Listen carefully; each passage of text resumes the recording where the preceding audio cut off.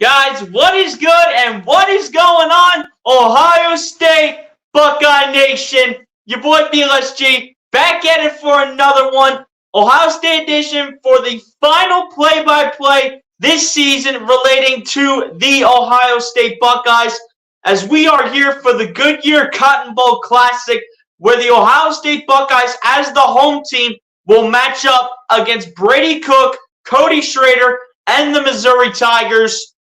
Ohio State coming into this one as the 7th-ranked team in the nation, while the Missouri Tigers come into this one as the 9th-ranked team in the nation. Final play-by-play for Ohio State for the season. Been a great ride with all you guys in the chat, as well as everybody that always just tunes in, But it's been a great ride in terms of the Ohio State play-by-plays, and hopefully I get to do more next year when it all comes around. We'll get into some details about this game in a little bit, especially on Ohio State's side. But shout out to everyone that's already coming through, ladies and gentlemen. We already got 5 people up in the chat. Appreciate all you guys for coming through and tuning in already for the final Ohio State Buckeyes play-by-play of the year. If you guys have not done so, ladies and gentlemen, hit the like button on the stream. Hit the subscribe button if you guys are new to the channel. And everyone, go ahead and be sure to share out the final Ohio State stream of the year so we can bring more viewers up in the chat for Ohio State-related content for the final time this season. Let's go through the chat here before we get started, and then we'll get through into a couple details here, not just for the sake of Ohio State, but in relating to myself as well. MC, what's going on? Being the first one in here. What's going on, MC? Appreciate you coming through as well. So let's do this, Buckeyes. You already know what it is, MC. Hit the like button if you're not done so. Appreciate you coming through as well. My guy Shadow Game and my guy Jeff, salutations, my guy. What's going on? Appreciate you coming through as well, my good sir. Hit the like button if you're not done so, Jeff. Appreciate you coming through the stream. Also says that you've been a supporter on my channel. Now I'm returning the favor. Hey, Jeff, I appreciate that, my guy. Guys, if you have not done so, go ahead and subscribe to my guy Jeff at Shadow Gaming's channel, which I do believe is called Stadium Junkies Media, if I'm not mistaken. So be sure to go ahead and support my guy Jeff over there at Stadium Junkies Media. Definitely great content creator, pairing up with some other great content creators as well. Yes, sir, Jeff. Salutations, my guy. Appreciate you coming through into the stream. And ladies and gents, I'm going to just go ahead and get right into it. I'm going to start with from my perspective, and then we'll go into what it's going to look like for Ohio State. So, to start off for relating to myself, I know I've been lacking on the streams a little bit, especially on the Philadelphia 76ers side of things. But there have just been multiple personal things that have gotten in my way left and right. Work has definitely been one thing. And then, obviously bowling has been another thing. There's just been a lot of other things here and there that have gotten in my way from doing the 76ers streams. I will also not be able to stream the 76ers game tomorrow. I got an event that I have to attend out towards the eastern side, the far out eastern side of PA. As you guys should know, I've said it multiple times on the state that I live in, not the exact location, but at the end of the day, no, gotta go ahead and take care of something personal, just outside of where I am. So that's gonna take up past probably about the time that the 76ers will be on for tomorrow. I do believe they're matching up with the Chicago Bulls tomorrow, so I will not get a chance to go ahead and do that game. But hopefully by next week at some point, I should be able to get back on it with the 76ers. But at the end of the day, I'm here doing this game tonight just to kind of, make it up to you guys. And at the end of the day, it is what it is. Number 2 that I want to get into real quick here. And this is going to be somebody, this is going to be a bit of a shout out to somebody who gets it right first. Do you guys see a difference about me? Just overall. You're basically looking at it. You guys should see a difference on my face. What is the difference on my face compared to what I've had the last couple streams? Throw it down in the chat right now. Whoever gets it right first gets a shout out. Said salutations, correct. Appreciate that. Yeah, no problem, Jeff. Support right back to you. Shadow Gaming from MC gave him the thumbs up. So life is important. We have to live our life. Facts. Facts right there. Absolutely. Also want to say what's up to MC. Guys, what's the difference about me tonight compared to the last many streams that I've done? What's been the what's the difference? What is the difference here, people? It's very obvious. You guys are looking right at it. You guys are looking right at it, especially for the sake of tonight. You guys are looking right at it.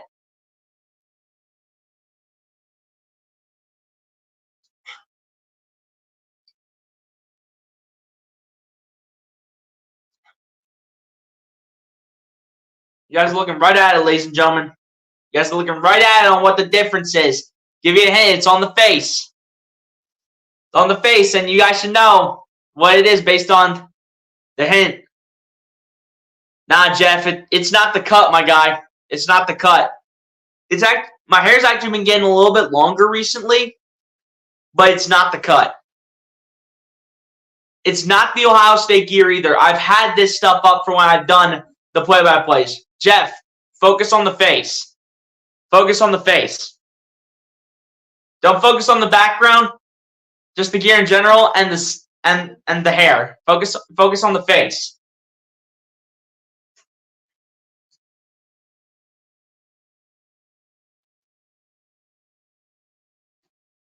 Yeah, guys, this game should hopefully be a good one. You know, in a game where two top 10 teams go at it, Devin Brown drawing, I do believe, his first start of the year. His first full start of the season, I do believe. So he'll get a chance to show what he's made of with the transfer of Kyle McCord going to Syracuse, officially transferring to Syracuse, which is a much smaller school for the sake of D1. So Devin Brown's going to draw the start tonight at quarterback. And then obviously he's going to match up against some pretty experienced guys, especially on the other side of the ball offensively from Missouri with Brady Cook and Cody Schrader as well. Brady Cook being the redshirt junior and Cody Schrader being the senior transfer as well. No facial hair? Nah, Jeff, there's plenty of facial hair, my guy. There's plenty of facial hair. There's plenty of it. Plenty. So I should have gone to the game. Hey, it is what it is, my guy. Jeff, I'm just going to give it the answer to you right now. No glasses.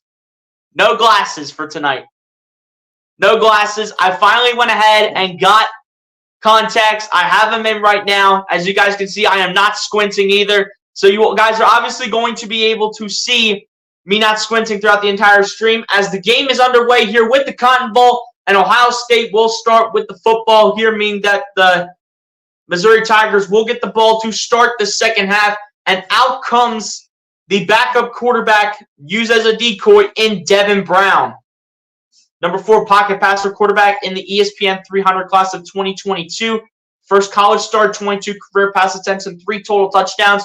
Devin Brown was cooking at the time, so I do believe this is going to be his second start of the year. So I was mistaken on that. So let's see what Devin Brown can do.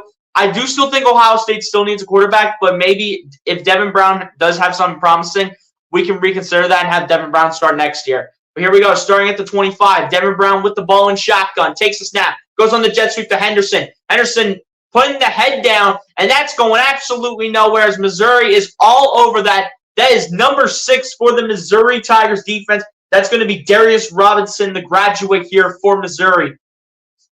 Number 13 over here is barking at the ref already. Number 13 being Dalen Carnell. Here we go, second down and 12 here for Ohio State after the 2-yard loss. Devin Brown for the moment goes under center, now goes back in shotgun with Henderson in the backfield. Devin Brown takes a snap from the 18, fires down towards Abuka, and that's going to be an incomplete pass. So it's going to be a third down and 12. It's probably going to have to be a pass down the field more than likely.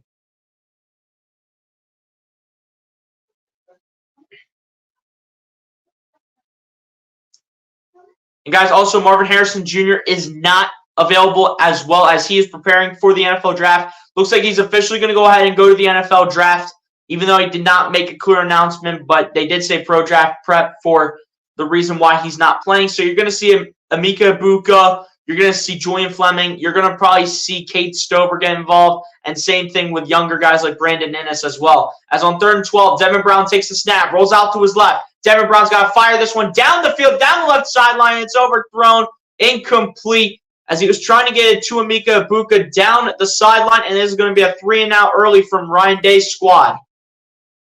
Tough start here for the Ohio State offense, but again, this is just Devin Brown's 2nd start of the season. So, I mean, he's going to have his bumps. He's not going to make all the throws that Kyle McCord made. But at the end of the day, it's a 3-and-out for Ohio State, and at the end of the day, I don't care if this is just a random bowl game. I don't care if you're fighting for the national championship. Or even if we're planning for next year. You cannot make those mistakes. You got to be able to read the defense. Jesse Mirko is going to come on here for the punt, obviously, because at this point, he's been the main punter for the Buckeyes all year. What do we got going on here? And it's going to be a delay game here, looks like, against the offense. So that's going to push him 5 yards back, most likely. Said, I see. Congratulations. Hey, Jeff, I appreciate that, my guy. I actually did try contacts before, but those are just such a pain in the butt. This is the only reason I am wearing contacts. I'm only doing it so I do not get copyrighted for having the TV screen glare off my glasses. So that's the reason. That's the only reason why I am having contacts for probably the rest of the time that I do live streams like this. And the boot is up and away from Jesse Mirko. It's going to place down for what is a little bit of a line drive kick, but it's going to go inside the 30, and it's going to keep on rolling to about the 28, and we'll stop there, picked up by Sonny Styles, and out comes the redshirt junior Brady Cook and the Missouri Tigers offense. Brady Cook being the 2023 SEC Scholar Athlete of the Year. Also came into this game with 3,189 passing yards, 22 passing touchdowns, and 8 touchdowns rushing. So a total of 30 touchdowns on the year for Brady Cook, with a great running RB1 with Cody Schrader, number 7 in the backfield, as Brady Cook early on gives it off to Cody Schrader, and Cody Schrader going down the left sideline, and he's going to go ahead and get about, I'd say, that'd be 6 yards for Cody Schrader right off the get-go, so it'd be 2nd down and 4.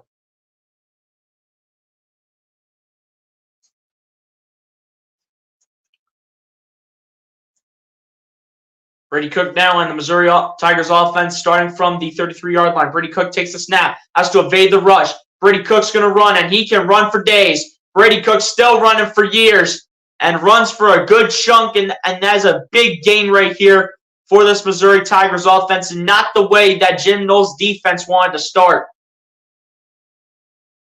Jack Sawyer gets absolutely clamped by 79 on the offensive line, and they have no idea where Brady Cook went until around where Michael Hall was, until he recognizes it.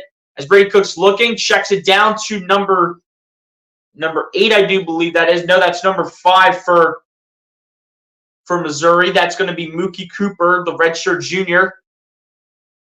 I think he gained about like 5, I think. Oh, he only gained a yard. I thought he gained more than that. I didn't think he gained a yard. I thought he gained like 5 yards. Here we go from the Ohio State 49. Brady Cook takes the snap, hands it off. It's Cody Schrader again. And Cody Schrader is absolutely drilled by Cody Simon, and JT Tuamoloau's in the mix as well. Only for a gain of about a yard. It'll be a 3rd down and 8 coming up. That's more like it from this Jim Knowles-led defense. This is more like it. Gain maybe a half a yard, but Brady Cook takes the snap on 3rd and 8. Fires down the right sideline. It's going to be incomplete, thrown to absolutely nobody. And this is going to go ahead and take Missouri's offense on the field, and Ohio State's offense is going to get right back on it.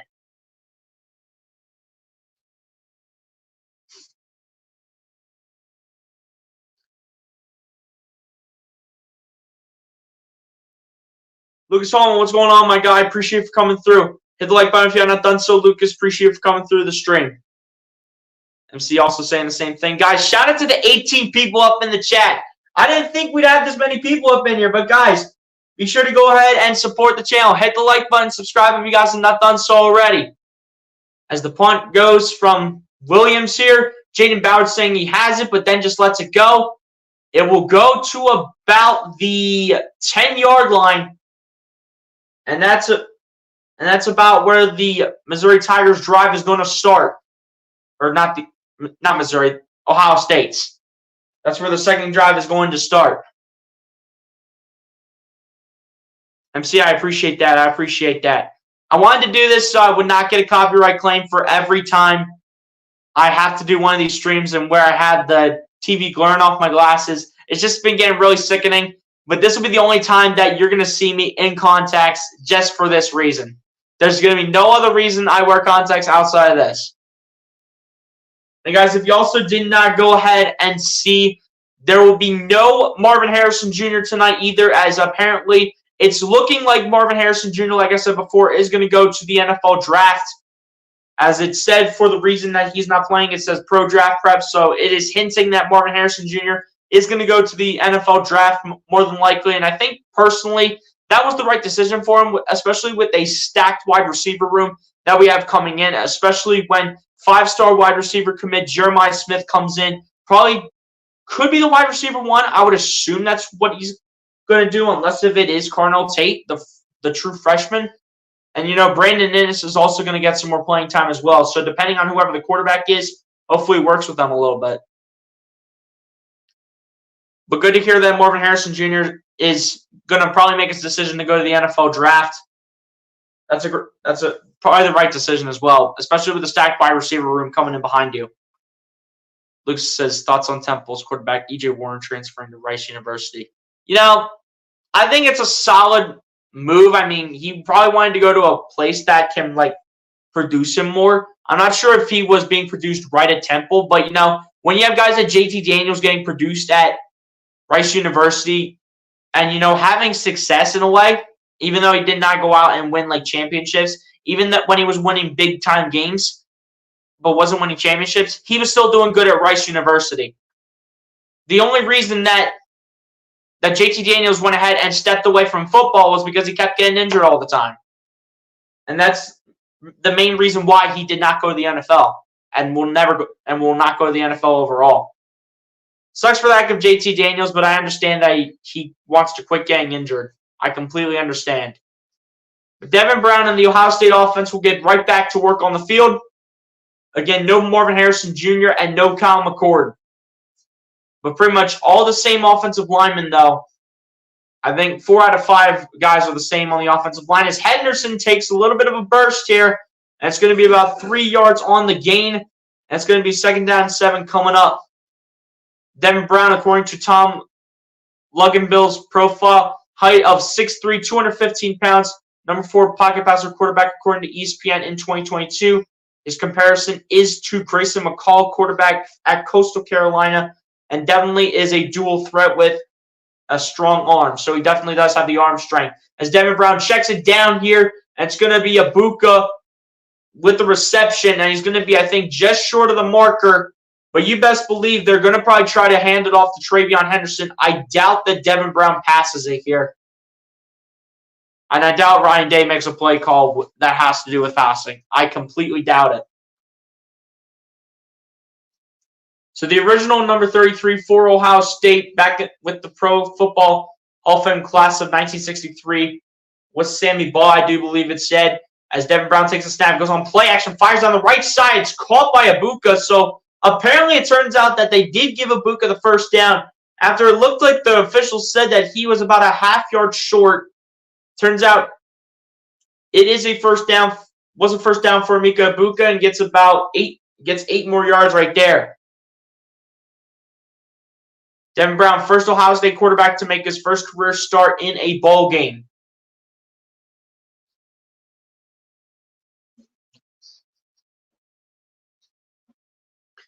Looks like a running play here as Devin Brown hands it off here to Travion Henderson. There goes Henderson with the burst. Henderson down the sideline, just crosses the 40. Big burst right there from Travion Henderson, but great job in getting the first down. Who knows if Travion Henderson goes to the draft they're saying that it could be realistic that TreVeyon Henderson could return for his senior year. And I won't be surprised if he does, because if you think about it, the running back room next year is probably going to be very depleted if TreVeyon Henderson does not come back.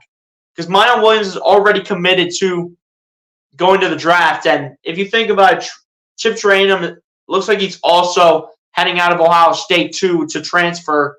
So if you think about it, if TreVeyon Henderson does not come back, it's going to be Dallin Hayden starting. So it's a good thing that looks like TreVeyon Henderson is going to come back. And speaking of TreVeyon Henderson, takes a snap. And that's going to be about a 2 or 1 yard loss here for the Ohio State RB1.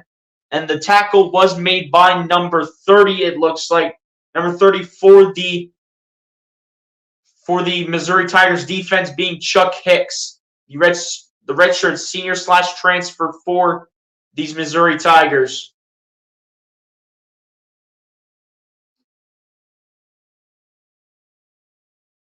How would you suggest Temple to rebuild their program this offseason? It all depends on like your positions of need, Lucas. I'm not sure what Temple needs in terms of like position wise. So like in a way, if you could just give me like the positions that they need, then that would kind of be helpful. Looks like we do have a false start here called on Ohio State. Don't know who it's on. Looks like it's going to be on Josh Simmons here. So the Buckeyes offense will go back 5 yards and make it about a 2nd down and 12, I think. Or rather, a 2nd down and 16 because of the TreVeyon Henderson 1 yard loss. Starting offensive lineman is going to be Josh Simmons at left tackle, Donovan Jackson at right guard, Matt Jones stepping in at center, Enoch Vimahi starting at right guard. So looks like it'll be his first start of the year as well. And then Josh Fryer going in at right tackle. Devin Brown takes a snap with the screen pass over towards Abuka. And Abuka's going absolutely nowhere with the tackle being made here by number 3 for this defense. Number 3 on the defense being Sidney Williams, senior, the redshirt junior / transfer for this Missouri Tigers defense. We need a lot of help on the O-line in the secondary. Lucas, I do like a little bit of research and see who's like out there in the transfer portal. If you get any like commitments, any like 4 or 5 star commitments, those could probably help you out too. And here we go again with another false start, it looks like, on Ohio State, as the refs continue to blow their whistles for days. And it's going to be 3rd down now with Josh Fryer being called for the false start at right tackle. You got to be joking, dude. Come on, guys. Stop moving on the O-line. I get you got to hold all your weight, but there's no excuse right there. I don't care if you're fighting for the national championship. I don't care if you're playing a random bowl game. I don't care. You guys need to hold yourselves accountable. This isn't rocket science. Common sense. Devin Brown takes a snap, goes on play action. He fakes out the cameraman. Devin Brown just running, hoping to get back to the line of scrimmage, and it looks like he got about there. Maybe lost about half a yard, so it's going to be a 4th down, and Ohio State's going to have to punt once again. And Ohio State's going to have to put some faith in their defense here. Put Cornell Tate on the field. See what he can do. There's a reason why he's gotten playing time this year. I don't care if he's a freshman.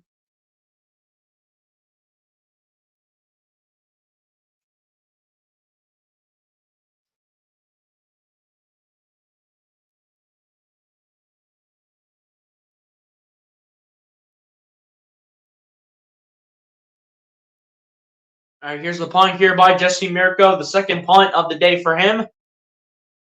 It's going to drop and roll. It's going to roll at about the 10-yard line. That's where it's going to stop. Once again, that punt is picked up by Sonny Styles. And great punt right there once again by Jesse Mirko.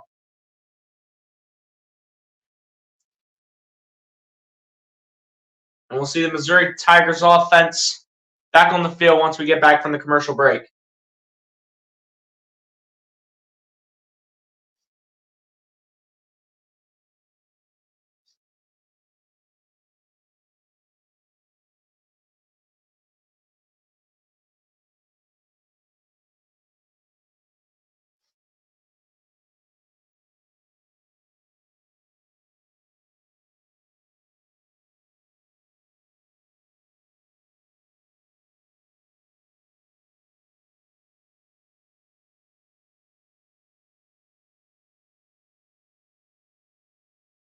Guys, we have 17 people in the chat and we only got 5 likes. Guys, hit the like button if you guys have not done so.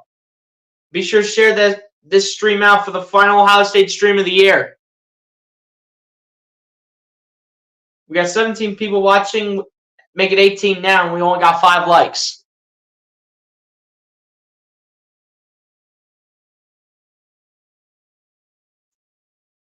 I just wonder what this offense, or overall, what this Ohio State team is going to look like for the Buckeyes next year. Because they're losing a solid amount of pieces. I'm not even going to lie. They're losing a solid amount of pieces, man. I'm going to tell you that right now.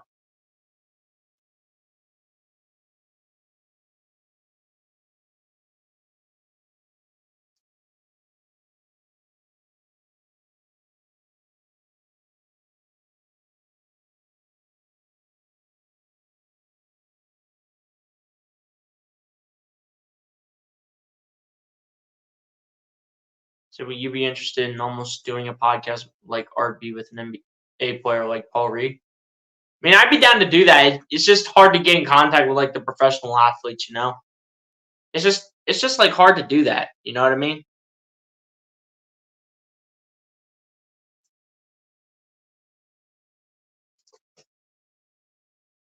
Lucas, you know me personally. I would love to do that someday. It's just very hard to get in contact with a professional athlete that's like, like very popular and, doesn't really go on their phone a lot, like responding to just like random people in their like DMs or whatever.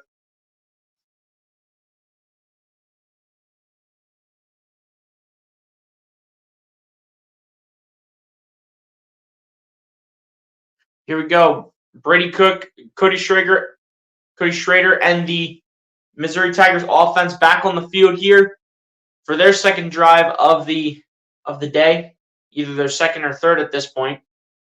Drives are in the first quarter for both sides of the ball. But here we go, taking the snap, and Brady Cook hands it off to Cody Schrader, and Schrader gets about a gain of 6 or 7 yards and be a second down short coming up. As Cody Schrader actually started out going to a D2 school from 2018 to 2021 at Truman State, with finishing with 3,084 rushing yards and 39 rushing touchdowns. He came into Missouri as a walk-on in 2022 and has been an absolute demon for them since that point. Here we go, 2nd and 4. Brady Cook takes the snap, runs with it, running to his right, and gets absolutely smashed on the play. That is the cornerback one for this Buckeyes secondary. That's Denzel Burke. And the third down short coming up here for the Buckeyes, but for the Tigers rather, but that's a great tackle made by Denzel Burke. Especially when Brady Cook looked like he was about to get away, and Denzel Burke says, "No, sir, it's all denied here at the Cotton Bowl." Not to mention that Denzel Burke also made the 2023 All-Big Ten first team as well. They're down 3 here for Brady Cook and the Tigers offense. Brady Cook takes the snap. Brady Cook has to just throw it away at that point, and that's going to be a 3-and-out here for Missouri here. And once again, it looks like they're going to have to punt unless if they do go for it here, which I doubt they're going to with the field position that they're in right now. Ryan Day, I think, wants a flag for an intentional grounding, and boy, is he ever getting a gift right now. They just threw the flag, and it's going to be intentional grounding on Brady Cook. No receiver in the area whatsoever. Just like that, the Tigers offense going away from the field just like so, and they're 100% doing that all day. Yeah, he threw that to absolutely nobody. Nobody. Nobody's even there. All you see is a bunch of scarlet jerseys. All you see is a bunch of scarlet jerseys. There's nobody in the area.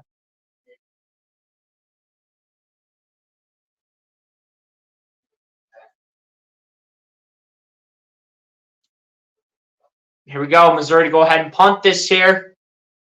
And the punt goes all the way down towards Jaden Ballard again, who stands at the 47-yard line. And this would be great field position here for Ohio State.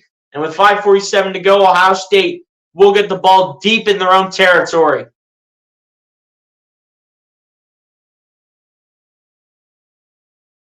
Great field position here for Ohio State. Everybody hit the like button. Yes, sir. Guys, hit the like button. Be sure to subscribe if you guys have not done so. And be sure to share out this stream, because this is the final Ohio State stream of the season. Seriously thinking about going to Philly in April? Hey, Jeff, if you consider going to Philly, think about it for a little bit and make the decision yourself. And Jeff, I never made you a moderator real quick. Hang on.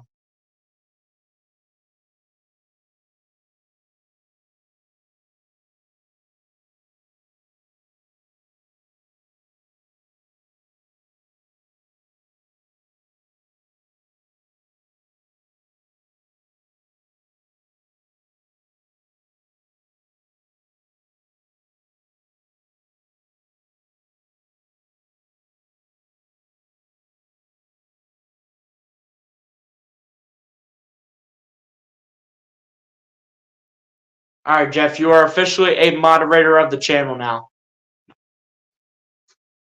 I really thought I moderated you, but I guess you haven't been in the chat a lot, so I mean, it kind of does make a bit of sense. But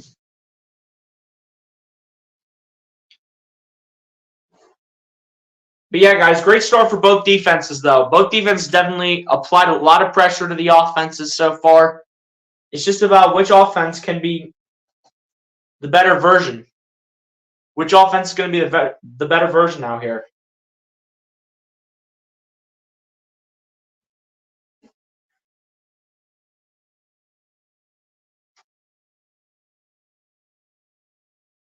Appreciate you didn't have to do that, but thank you. Hey, Jeff, I got you, my guy. You know, Jeff, whenever you're like a guy that I have known for quite some time, and you know, when you're in the streams, you know, I'll always go ahead and moderate you. So you're obviously a moderator of the channel now. Sixers currently down 29-24. They better start picking it up. They better start picking it up, though. I'm not even gonna lie. Guys, we got 31 people up in here and only 5 likes. Who's not hitting the like button here? Who's not hitting the like button here? I feel like this was that 176ers versus Charlotte Hornets stream all over again. If you guys know, you know what I'm talking about.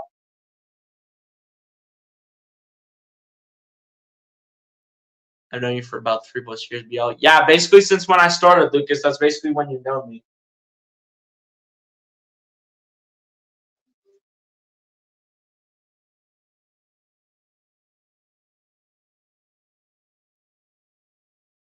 Here we go. Ohio State back on the field, starting from their own 47-yard line. Devin Brown takes a snap on an HB toss. And here comes Henderson. Henderson with the burst. Putting blockers in the stiff arm. All over this Missouri Tigers secondary. And a huge burst from Travion Henderson. Big-time burst here going into Missouri Tigers territory. And this is why he needs to come back for one last year before our running back room looks absolutely depleted.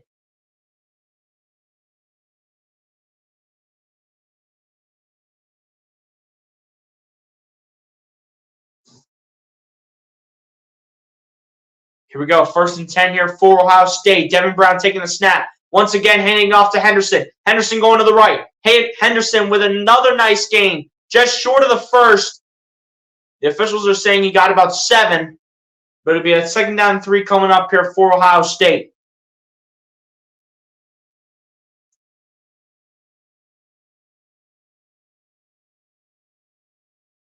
If the Mavs play the Sixers, oh boy. Well, the Mavs are going to play the Sixers sometime in the season, Jeff. So hit the like button, y'all. Hey, guys, listen to what NC's saying. Hit the like button if you guys have not done so. We got 34 people in here. We only got 5 likes. What's the slacking for? Devin Brown trying to run with the football and gets stuffed way far in the backfield. Number 1 making the tackle for this Missouri Tigers defense. That is going to be Jalen Carley, the true senior, who absolutely beats his man. Josh Fryer leaves him unblocked, but there was nobody blocking him regardless. Not even a tight end out there. But Jalen Carley's making a nice tackle. 6'3", 219. True senior for the team. Devin Brown walking on the field like he's limping. Like, what is going on here? Here we go. 3rd down and 7. Devin Brown takes the snap. Devin Brown looking, dancing, fires on the middle of the field. It's caught by Carnell Tate. And boy, did he ever get smashed by number 13 for this Missouri Tigers defense. Number 13, Beelan. Dalen Cornell, once again, the redshirt sophomore, giving him the business.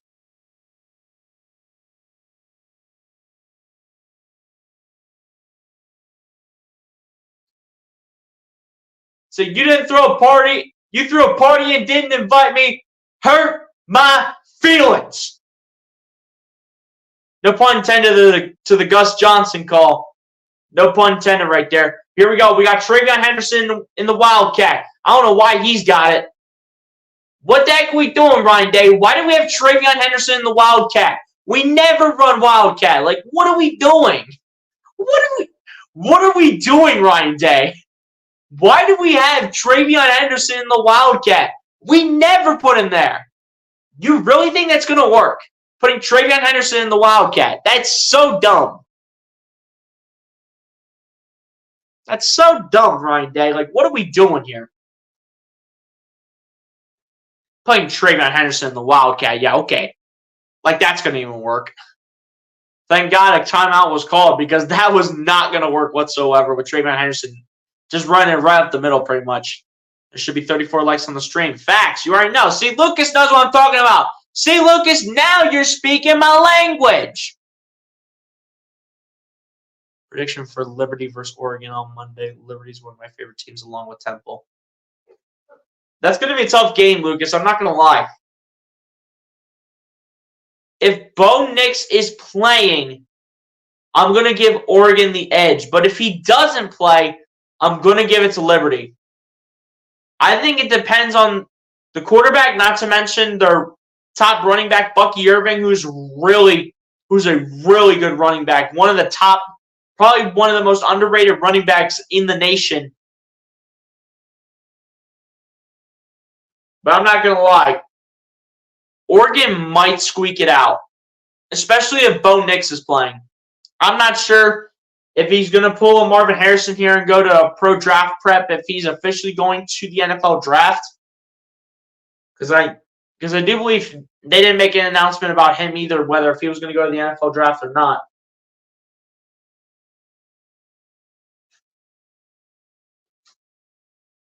I completely understand that you have a top QB in the country in Caden Salter, Lucas, but at the end of the day, you're going – if Bo Nix does play, if Bo Nix does play, you're going up against a true veteran in college football in Bo Nix.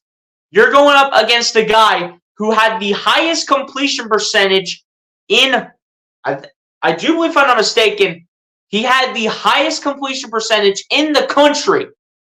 Bo Nix did. I could be wrong, but I do believe he does have the highest completion percentage in the country, breaking the record at about a 77.8 to 78% completion percentage. But Bo Nix has just been so good this year for the Oregon Ducks. I'm not going to lie. If he plays, he could torture defense. And we have Devin Brown's leg getting taped up. Oh, here we go. Oh, give me a break. Give me a break. Don't start this stuff. Don't even start this now. Oh, and it's the right foot. Like about the right ankle. But he was grabbing onto his left one, though. I can't tell which one it is. He's trying to walk around. Not sure what he's going to do here, but Jaden Fielding's coming on, the sophomore kicker for Ohio State, coming in to attempt the field goal here. Kick is up, and the kick is drilled here by Jaden Fielding to get the scoring started here in the Goodyear Cotton Bowl. So finally, the scoring drought has been broken by an Ohio State field goal by Jaden Fielding. Hopefully Devin Brown's okay, and we don't have to bring in Lincoln Keenholz, who is a true freshman with very little playing time under his belt. He has had very little playing time, especially in the pass game. Especially in the pass game.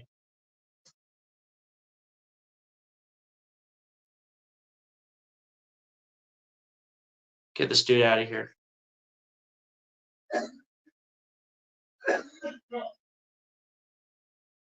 I mean, Devin Brown is trying to walk on that ankle. He looks to be okay, but he's still getting checked out by the medical staff.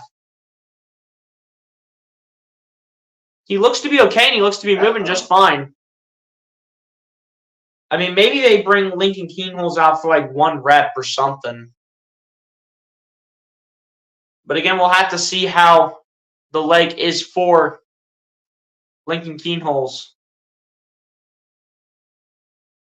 And oh my goodness, this is a line drive kick here by Jaden Fielding. It's picked up. It goes in the end zone. It will be a touchback despite him muffing the kick. And it will be 1st and 10 here for the Missouri Tigers, and it's going to go up to about the 25-yard line, I do believe, because it still does result in the touchback. And again, you do have Devin Brown getting checked out by the medical staff. He's trying to move on that ankle, which he looks to be just fine right now.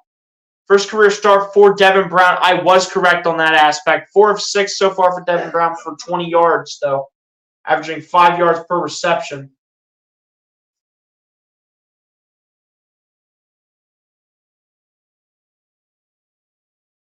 Here we go. Brady Cook with the ball, firing it out to his tight end, number 87. And 87 gets about 5 yards on the play. Number 87 for the Missouri Tigers being Brett Norfleet.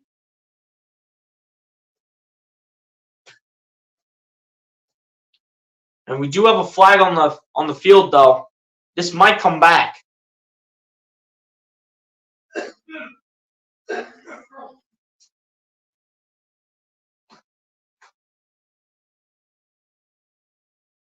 We'll just have to see what the call is here. But it looks like it is coming back, though. Brady Cook wants to know what they're talking about. Brady Cook wants to get in on this.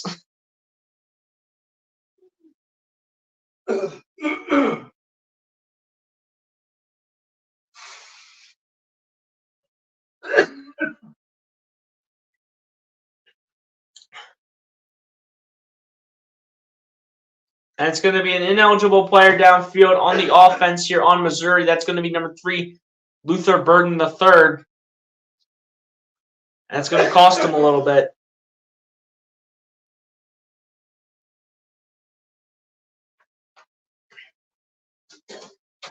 That could be a little controversial. I'm not even going to lie. That might be a little controversial. I'm not sure how you can get an eligible man downfield on a receiver because they're supposed to be running their routes. Only way that happens is if they're across the line of scrimmage or something. I feel like that's the only way they can be called for an eligible man downfield. Brady Cook takes a snap. Brady Cook fires right down the right side, and it's going to be caught by the intended receiver, number 1, yet again here for Missouri. Number 1 being Theo Weiss Jr. And I think that's actually his first reception of the day, as it's a 2nd down and 9. Brady Cook takes a snap, hands it off to Cody Schrader, and Cody Schrader, after a big burst, ends up getting stopped about 3 yards shy of the 1st down. That's going to be 3rd down and 3 coming up here for the Missouri Tigers offense as they look to go ahead and get on the board. And I would not be surprised here. This is another run here by Cody Schrader, who has been a dog as a running back and arguably one of the most underrated running backs in the country. I would not be surprised if this is another run here by Cody Schrader. So Ohio State has to be ready for it. Here we go. Brady Cook takes the snap in shotgun. Brady Cook looking, does not run it with Cody Schrader, takes it himself, and Brady Cook with a big-time 1st down as he gets all the way up to about the 44-yard line of the Tigers' own territory. But this will be a 1st down and 10 here for the Missouri Tigers coming up. And you got Brady Cook putting the Ohio State defense on ice skates here so far on this drive. Ohio State needing to pick things up here, especially on defense.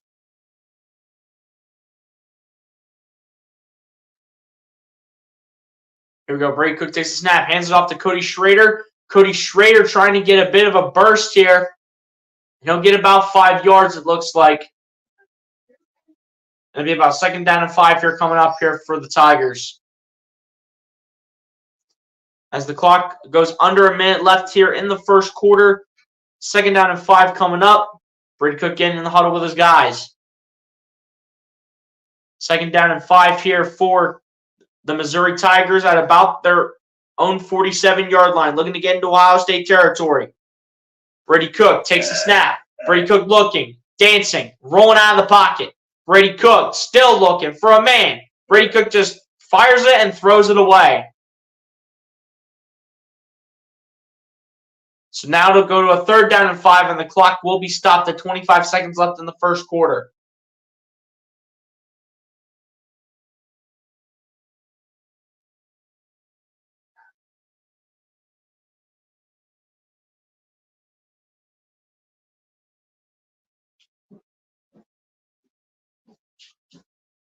Here we go once again from about the 47-yard line. 3rd down and 5 here for Missouri. Brady Cook takes a snap. Brady Cook looking, fires down the middle of the field, and it's incomplete. As once again, number 1 here, Theo Weiss Jr., the redshirt senior/transfer, trying to make a miraculous catch with one hand, but that gets denied as it results incomplete. And once again, the Missouri Tigers, with another wasted opportunity, will have to punt once again and give the ball back to Devin Brown and the Ohio State offense.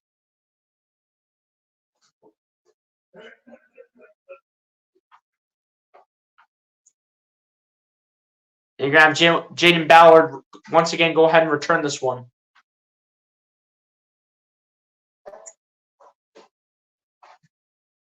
And Jalen Ballard will go ahead and call the fair catch. And with 12 seconds to go, Ohio State's probably going to go ahead and run a play here and then just go ahead and end off the first quarter. It should be a run here by Travion Henderson. Should be the play that ends off the first quarter more than likely. But hopefully Devin Brown's okay to go back out there. It looks like he's going to be, as he is on the field with his guys in a overall team huddle, not an offensive huddle, with Ryan Day. And looks like Devin Brown's going to be okay as he trots back onto the field for likely what will be the last play of the first quarter.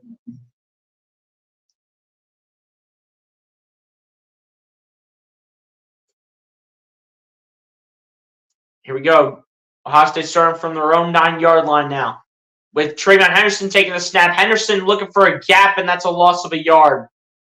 That's a terrible start to the drive by Ryan Day. I do not know what in the world we are calling here, Ryan Day. Make this make sense and stop putting Travion Henderson in Wildcat. On that note, that's going to go ahead and take us to the end of the first quarter with a very defensive first quarter at that. As Ohio State, however, having a lead here over the Missouri Tigers, 3-0, as 15 minutes go down and 15 more minutes are coming up.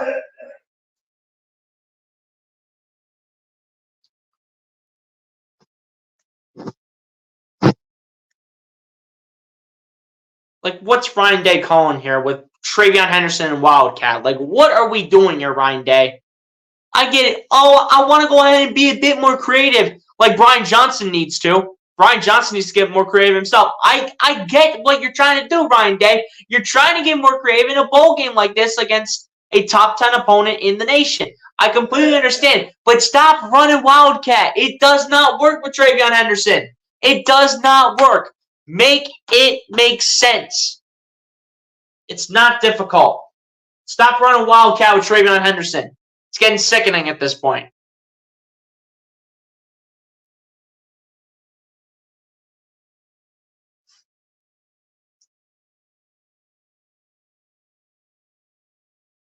Seriously, running Wildcat with Travion Henderson. If I was a football coach, I would never be letting Travion Henderson run in Wildcat. Never. If I was in Ryan Day's shoes right now, I would not let Travion Henderson run on the Wildcat. I wouldn't even place him in Wildcat to go ahead and take the snap. I'd always put like 99.9% of the time, I would put my quarterback under center or in shotgun. I'd have the quarterback receiving the ball and not putting Travion Henderson in Wildcat, okay? Like Ryan Day, just stop doing that. You need to make these play calls make a lot more sense than what they are instead of running Wildcat with Travion Henderson. You need to make it make sense and have Devin Brown get under center. The only time I will accept Travion Henderson being under center for Wildcat is literally if you guys are at like the 1-yard line and if you have Travion Henderson taking the ball himself, because he can get that. He can get a yard in Wildcat from the 1-yard line. He can get that. But you can't do that when you're inside the 10-yard line, Ryan Day. It does not make any sense.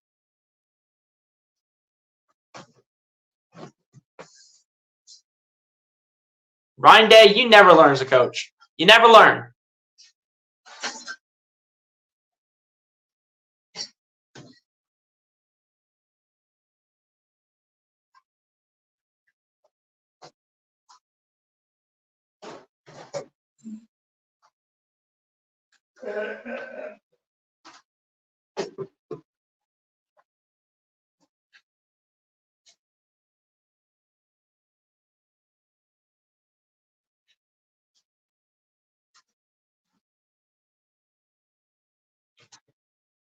We still got 19 people in here, guys. Appreciate all you guys for coming through and tuning in. Be sure to hit the like button and subscribe to the channel if you guys have not done so already. As it looks like we're about to go ahead and get the second quarter underway. And again, this will be Devin Brown and the Ohio State offense back on the field. And they'll be starting 1 second down from about the 10-yard line. Oh boy, here we go again. TreVeyon Henderson and Wildcat. Ryan Day, like, what are we doing? What are we doing with TreVeyon Henderson and Wildcat? As Henderson takes the snap, runs up the middle, gets about 6, but that's not going to happen every play. Ryan Day, how many more times can you run the Wildcat and expect it to work? You got to stop running Wildcat. These guys are going to know what you are running. This is like Brian Johnson all over again, with this playbook being like 6 plays big. It's not rocket science. Thank you. Let's get Devin Brown back under center. Devin Brown gets hit and he's sacked. Number 15 is able to get there for this Missouri Tigers defense. That's going to be Johnny Walker Jr., the redshirt junior for this defense. Matching up against Josh Simmons, and Josh Simmons just never had a chance. He's just trying to shove him out of the way. He's not even trying to put up a fight. He's just trying to shove him out of the way. Like, you can't do that, Josh Simmons. You got to actually fight. You can't just shove him out of the way and expect that to work. It's like Lane Johnson all over again. Just shoving everybody out of the way. Thinking it's going to work every play. And now make it a 4th down and 11, and once again, a punt here coming from Jesse Mirko.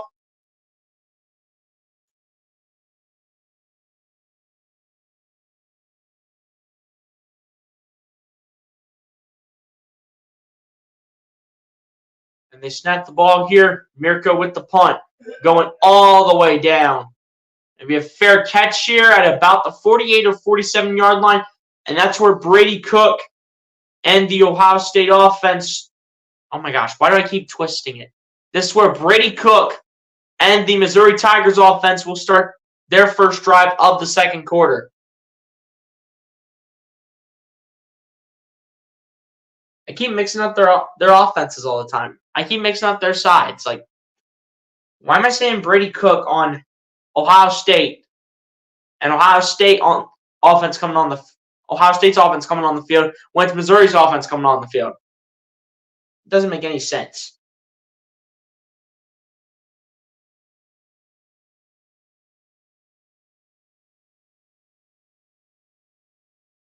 But yeah, guys, let's see if Jim Knowles and his defense can keep up what they're doing and hopefully make something happen.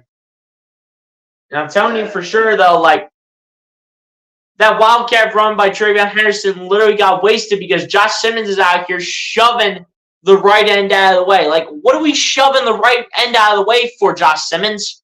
What are we shoving the right end out of the way for? That's never going to work in a million years. You're never having success if you just shove guys out of the way. Shove them out of the way. Shove them out of the way. You got to fight without getting a holding call.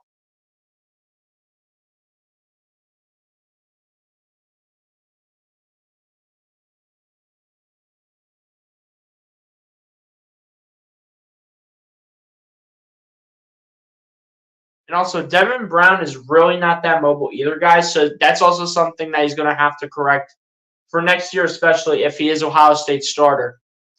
Ohio State hasn't developed a mobile quarterback since Justin Fields.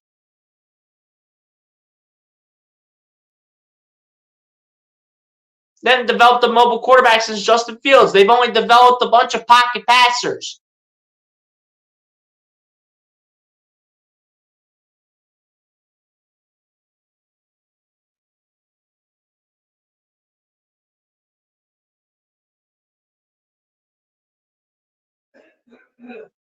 Now I get CJ Stroud, okay? In the what is it, the Chick-fil-A Peach Bowl. In that last year, when he matched up against Georgia, I completely understand he was mobile in that game, and he was mobile enough to continue to fight with that Georgia defense, but at the end of the day, he was inconsistent. And I get what he's doing with the Texans now, being all mobile and everything, but still, he is not a consistent mobile QB in addition to being a pocket passer. As Cody Schrader takes this run for about 5 or 6 yards, I would say is this going to be a second down and either long or it's going to be second down and 5 yards coming up here for Missouri. As 2nd and 5 comes up here for the Tigers from the Ohio State 47, Cody Schrader going to his right. Going to get about 2 more yards here, and it's going to be about 3rd down 3 coming up here for the Tigers on this drive. But yeah, guys, the way you look at Ohio State's quarterbacks, though, like I was saying before, CJ Stroud was an inconsistent mobile QB. Kyle McCord was never developed into being a mobile QB. And Devin Brown is basically about the same thing. So Ohio State has not developed a quarterback that can run out of the pocket consistently and can do it in such an amazing way since Justin Fields. Change my mind. Change my mind right now. As Brady Cook tries to roll to the left, cuts back to the right, and he's going to be stuffed by this Ohio State defense, and it's going to be 4th down here for Missouri. Great job by this Ohio State defense to stuff Brady Cook way short of the 1st down by about 2 yards. But it looks like they may go for this, actually, on 4th down. I mean, it's a 4th and 1. They might as well go ahead and try it. But with this Jim Knowles-led defense, are they going to pick it up, though, with the way that they have played just about every single game? Are they going to get it, though, or are they going to regret the decision? Here we go. There's Brady Cook taking the snap, and he fakes the halfback toss and runs it right up the middle, and it's a 1st down here for Missouri. He absolutely faked out the entire Ohio State defense. If you look at this, all the guys thought, starting with Caden Curry and then Josh Proctor, they all thought Brady Cook was tossing out on a halfback toss to the left to Cody Schrader, but I think he would have got the 1st down regardless because, I mean, you have a defensive lineman out there chasing you. But at the end of the day, good play right there by Brady Cook as Brady Cook dances in the pocket and goes down and he's sacked. It's going to be Jack Sawyer off the edge. Picking up where he left off it, coming into the Cotton Bowl.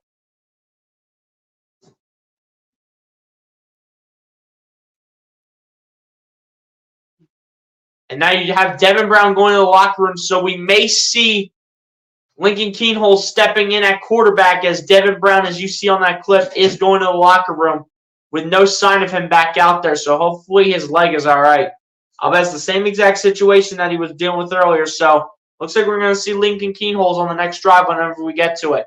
As Brady Cook takes a snap, fires it out to the right side. It's caught once again by Weiss Jr., and once again, Denzel Burke making a beautiful tackle. This is what happens when you are led with a Jim Knowles-led defense, though, and gives up 10 points a game. This is what happens when you get a new defensive play caller that actually knows how to run a defense. Jim Knowles actually knows what he's doing. With easily one of the top defenses in the country, especially in terms of points per game given up. Here we go. Brady Cook here on 3rd and 14 here for Missouri. Brady Cook takes the snap. Brady Cook looking, dancing in the pocket, and he's dunked again. That's going to be Ty Hamilton with the sack here on Brady Cook. And once again, the Missouri Tigers, with the wasted opportunity, are going to have to punt. Man, does this Jim Knowles-led defensive line know how to get pressure?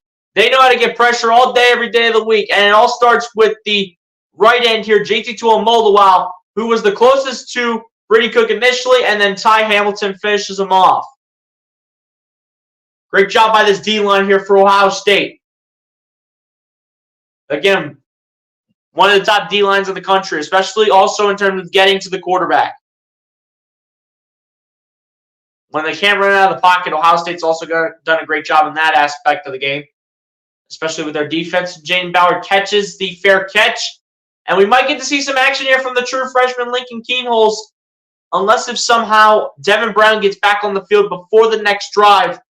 As you did see, he did go to the locker room. If you guys did not see the clip, Devin Brown did run off to the locker room with the medical staff. So we'll see if Devin Brown comes back in for the next drive or if Lincoln Kienholz takes over. Because more than likely, it is going to be Lincoln Kienholz at under center, more than likely.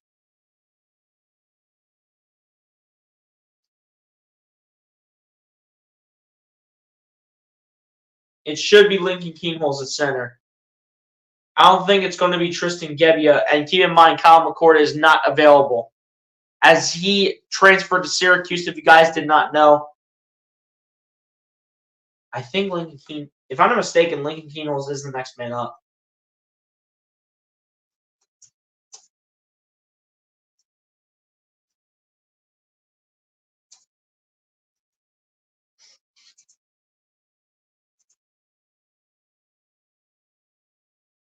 I do believe he's the next man up. I just want to see.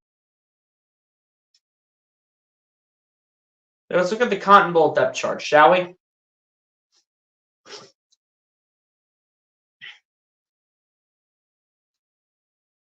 Yep, Lincoln Kienholz is going to be the backup as a true freshman here for Ohio State's quarterback room.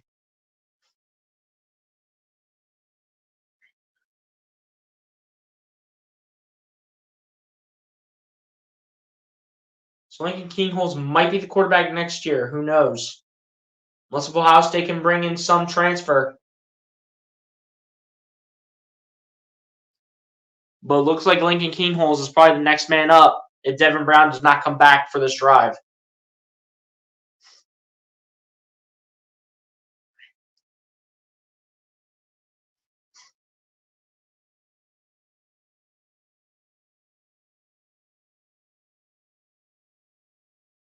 We'll see what happens here. Is it going to be Lincoln Kienholz or is it going to be Devin Brown? I would assume it's going to be Lincoln Kienholz, depending on how long the process takes for Devin Brown's ankle, knee, foot, on his leg. I'm not sure how long that's going to take, though, but I would assume that's going to be Lincoln Kienholz stepping onto the field as the true freshman at quarterback. I would assume it's him and not Devin Brown. And I was correct, as the true freshman will step onto the field with his hometown being Pierre, South Dakota, number 13 dual threat quarterback in the class of 2023, and has only thrown 5 pass attempts this season. So Lincoln Kienholz is basically coming in fresh, replacing Devin Brown. Hopefully we do get a report on what Devin Brown's status is. Here we go. Lincoln Kienholz, the true freshman, stepping into the game. Kienholz takes a snap, hands it off. It's Henderson, and he runs into a wall of black, yellow, and white jerseys as he gets back to basically the original line of scrimmage. If Lincoln Kienholz is going to take an opportunity here to address himself as a quarterback, he has to start throwing the football, especially in the spot that he's in, which is only at the Ohio State 5-yard line. He has to know that as a quarterback. Again, only 5 pass attempts this season. Excuse me, at the 6-yard line, I should say. Here we go. Lincoln Kienholz again, back in shotgun, standing at the 1-yard line with the snap being taken from the 5. And Henderson's going absolutely nowhere. Like, Brian Day, what are we calling here with Lincoln Kienholz calling a bunch of running plays? What are we doing? You know at this point at where we are at in terms of field position that Lincoln Keenholz needs to throw the football. You know this, Ryan Day. This is not rocket science. It's not that hard, Ryan Day. This is getting sickening at this point. Now, this is not a pass play here. I don't know what Ryan Day's thinking, but honestly, he's one of those guys that just needs to go if he doesn't start throwing the football here. And once again, whoop-de-doo. He runs it with Travion Henderson. Henderson gets smashed. Whoop-de-doo. He gets smashed at about the 9-yard line.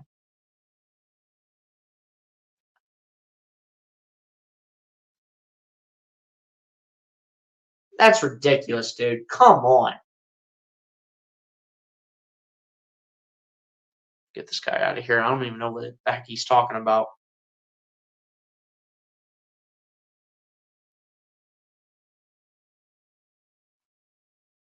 Like, what's Ryan Day doing here? Trying to run 3 straight plays here with Travion Henderson.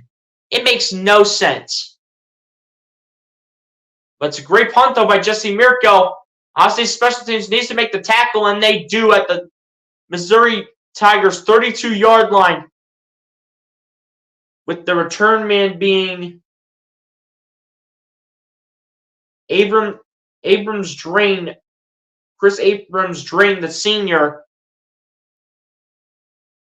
And he went absolutely nowhere against the Ohio State special teams. He went absolutely nowhere. But how did the Missouri Tigers respond?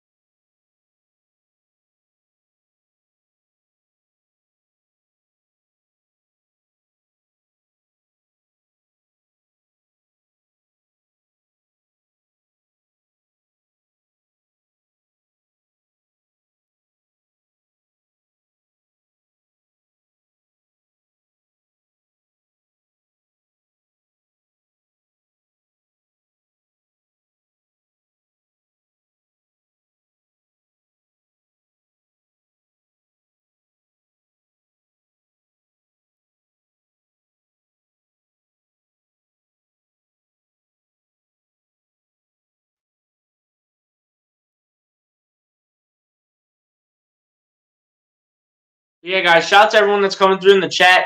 We got 31 people up in here. It's been a long time since we had 31 people up in the chat, but be sure to go ahead and hit the like button on the stream and subscribe to the channel if you guys have not done so already. Shout out to everyone coming through, ladies and gents.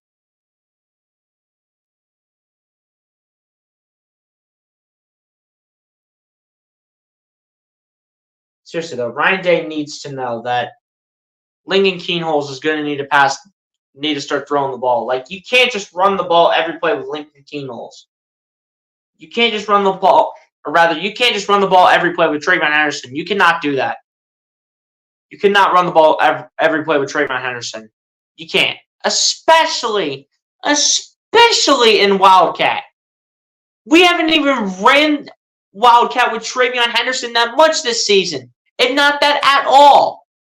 We haven't even ran Wildcat's not even one of the top plays in our playbook, and we're out here running Wildcat with Travion Henderson. Like, why? Why, Ryan Day? I don't care if this is a bowl game. I do not care what this is. If you're playing for a national championship, or if it's just a random bowl game, I do not care. What are we doing here calling Wildcat when we barely used it all season long? And now you see that Devin Brown is on the bike here.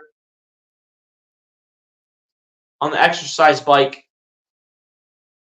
So maybe he comes back in for the next drive, depending how long this one takes, or if Lincoln Keenholz is going to have to step in. But Brady Cook takes a snap, takes a quarterback draw, and Brady Cook with another big-time first down here for Missouri. And Brady Cook's trying to make the Ohio State defense pay.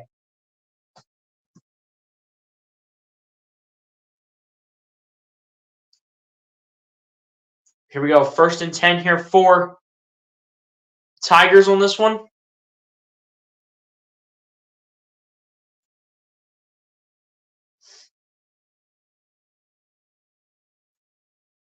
Here we go. Brady Cook in shotgun. Takes a snap on play action. Brady Cook looking for a gap. And he will get stuffed. It should not be a sack because he was ahead of the line of scrimmage. But an overall great stop right there by the edge rusher himself in Jack Sawyer. The backup tight end never stood a chance in blocking Jack Sawyer. He just said, "Get out of my way, buddy." That was Morfleet again, trying to be the main blocker, and Jack Sawyer says, "No, sir," as he barely was able to trip up Brady Cook, actually, now that you think about it. I'm going to tell you guys this right now, and I'm going to call this right now. Whoever takes Cody Schrader in the draft in whatever year he goes, which it might be this year, whoever takes him is getting an absolute steal. I'm calling it right now. As Brady Cook hands it off here to Cody Schrader, speaking of which, and Cody Schrader is about a yard or two shy of the first down marker, as it'll be about a 3rd down and 1 situation coming up here for Missouri. Lauren Williams, what's going on? Appreciate you for coming through. Said, will Ohio State struggle in the 4th quarter? I mean, Lauren, however I pronounce your name here. It's early in the game, as you can see. So I don't know if Ohio State's going to go out and struggle in the 4th quarter in this one. But, it's early, so I guess we're going to find out. But, hey, still appreciate you for coming through. Loren, however you pronounce your name, as Brady Cook dances with the football, goes to his right, and at that point he just throws it out of bounds. But with the receiver in the area, which does not make this intentional grounding for a 4th down and 2. And once again, what looks like another missed opportunity here for Missouri.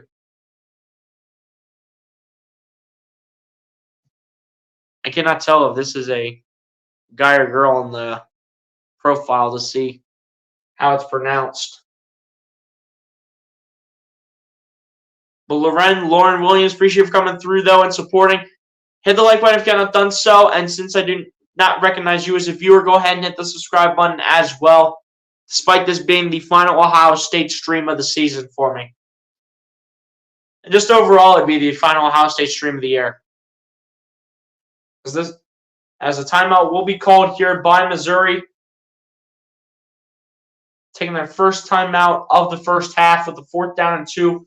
It looks like Missouri is going to go ahead and punt. I doubt they go ahead and go for this with the way that Jim Knowles' defense has been, apart from one opportunity. But apart from one opportunity, though, Jim Knowles' defense has been absolute lockdown. Jim Knowles' defense has just been aggressive. It's been electric. It's been every adjective that you want out of a defensive coordinator's defense like Jim Knowles.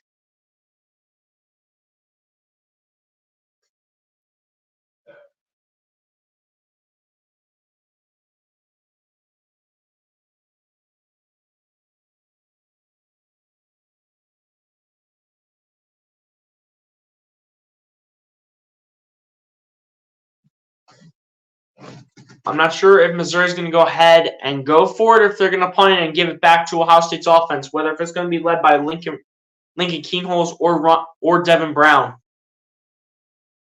Earlier on in this game, you did see Devin Brown on the exercise bike trying to figure out that leg, see if he can go back in, which hopefully he does to give Ohio State a true chance of winning this Cotton Bowl Classic.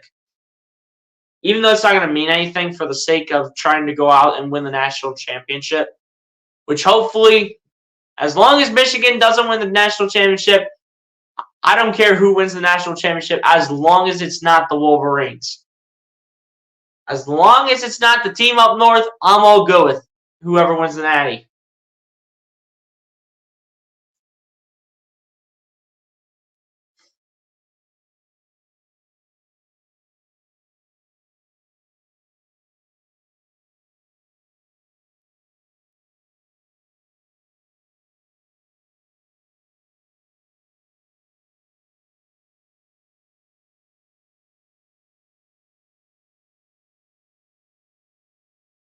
Guys, you also might be wondering where my preview is for this Sunday's game between the Philadelphia Eagles and the Arizona Cardinals. That is going to go ahead and come out tomorrow at some point, probably tomorrow afternoon, I would assume. So be on the lookout for that, for the second to last regular season mini preview of the season as well. We're just winding down with these previews. But hey, I appreciate you guys for your continued support for not just the previews and not just the live streams, but overall all the content that's been produced on the channel. I appreciate it from every single one of you guys. And speaking of one of my loyal supporters right there, shout out to my guy Dante from East Coast Gridiron. If you guys have not done so, go ahead and support my guy Dante over at East Coast Gridiron. Great with college football as well as NFL. Great in breaking it down, especially with all the film and not all the highlights. Does great work right here. If you guys have not done so, go ahead and check out my guy East Coast Gridiron. Great content creator. And definitely one of the most underrated in my book. So it turns out Missouri did end up punting the foot. Oh my gosh, why do I keep messing it up? Wait. Okay, I was right. I was right. Missouri did end up punting the football. So Ohio State's offense will be back on. The question is, who is the quarterback going to be on this drive? Lincoln Kienholz or Devin Brown? Again, you did see Devin Brown on the exercise bike. You did see Devin Brown on the bike, and he's still on the bike right now. As a redshirt sophomore, I do believe. So Lincoln Kienholz is back on the field. And Ryan Day, can you please stop running wildcat with Travion Henderson? If you could do that and throw the ball with Lincoln Kienholz, that would be fantastic. Here we go. From the 11-yard line, please no wildcat. And Lincoln Kienholz with the ball, hands it off here to Xavier Johnson on the jet sweep. And he's going to get a gain of about, I think it was like, what, 3 or 4 yards? That's going to be about second down and either 6 or 7 coming up here for Ohio State. Devin Brown getting hurt is not good. I know, it's tough. Especially when he can have a bright future, even though he does just have to get used to Ryan Day's play calling. And when he has not gotten a lot of playing time for Ohio State this year, especially when he's making like full-time starts, with this just being his first overall start of the season, as Lincoln Kienholz has the ball, fires this one off his back foot, and it's incomplete. At least Ryan Day went ahead and threw the ball with Lincoln Kienholz. Hallelujah. We want to throw the ball with Lincoln Kienholz now. It took you like, what, 7 snaps to go ahead and throw the ball with Lincoln Kienholz, Ryan Day? Hallelujah. And the one time you do end up throwing it, it doesn't even work. Hallelujah. Ryan Day finally wanted to throw the ball with Lincoln Kienholz. That's phenomenal. Yeah, our defense is really playing their butts off today, Dante. I'm not going to lie. Our defense is playing their butts off just as they've done all year. They played their butts off all year. Jim Knowles has really changed his defense, and I'm really happy with what he's come up with. As Lincoln Kienholz is taking the ball himself here, and I can't see what he got. I think he got, what do you get, like 3 yards, 4 yards, something like that? 4th down and 4, so he's going to be short by actually quite a few. But Lincoln Kienholz just did not get the blocks he wanted. And keep in mind, he is a true freshman. So he really also, once again, similar to Devin Brown, he's not going to be familiar with all the play calls. Jesse Mirko here with the punt. All the way down inside the 35. And down at about the 32, where the fair catch will be made by, once again, number 7 here for this Missouri Tigers special teams in Chris Abrams-Drain, the senior here for Missouri. 3 minutes, 10 seconds left to go, and Ohio State's defense will be back on the field in addition to Missouri's offense here, led by Brady Cook and Cody Schrader. You saw the allegations? I don't think I did, Dante. If you want to throw them in the chat and see if I did see them, I'll let you throw them in the chat, Dante. But here we go. Brady Cook hands it off to Cody Schrader. And Cody Schrader gets a gain of about 1 or 2 yards here. Probably more so 1, it looks like. Unless if he did get that ball to the 30, to the, actually, where were they at? Can't even see where they were at here. Unless they got the ball to the 35, which they did, so it was a gain of 2 yards here.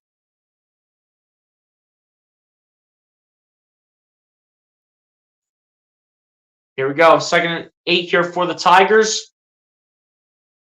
As Brady Cook hands it off to Cody Schrader yet again, and Cody Schrader, I should say, gets about 2 or 3 yards on this one.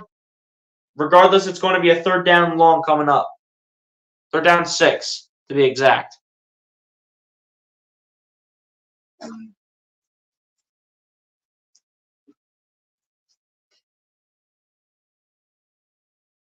Third down and 5 coming up here for Missouri. Let's see what Brady Cook has to roll up the dice. From the 37-yard line, Brady Cook takes a snap. Brady Cook looking, has a good pocket, rolls to his right, fires it to the right side, and it's not even close to the intended receiver. Number 5 was the intended receiver for Missouri. Number 5 being Mookie Cooper, the redshirt junior / transfer.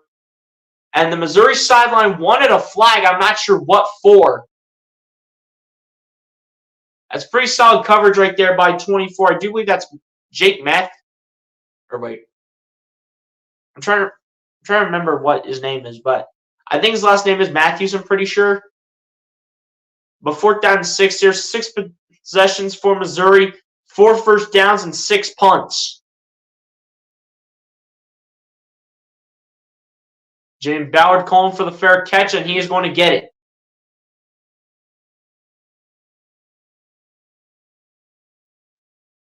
And a flag is going to be thrown on the punt. But I think it's going to be, I want to say it's going to be against Missouri.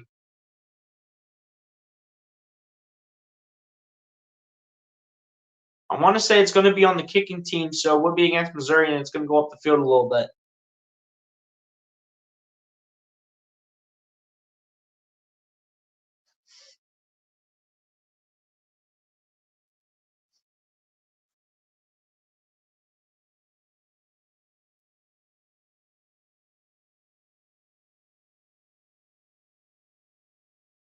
So it's going to be, I think, like something along the lines of like illegal contact on number 4 for Missouri. No. Some sort of illegal contact, I think, was thrown on number 4, which was Trevez Johnson, also another senior / transfer for the team.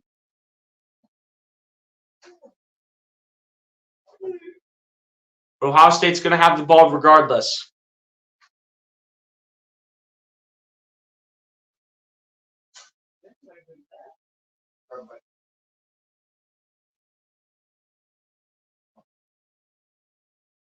They were also cheating like Michigan, people have said. Oh, wow. Yeah, I did not see that, Dante. I'm not even going to lie. I did not see that. Here we go. Once again, another drive here coming up here from the true freshman Lincoln Keenholz from the 7-yard line.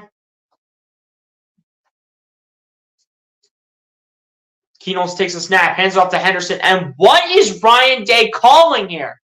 Why are we running the ball at the 7-yard line?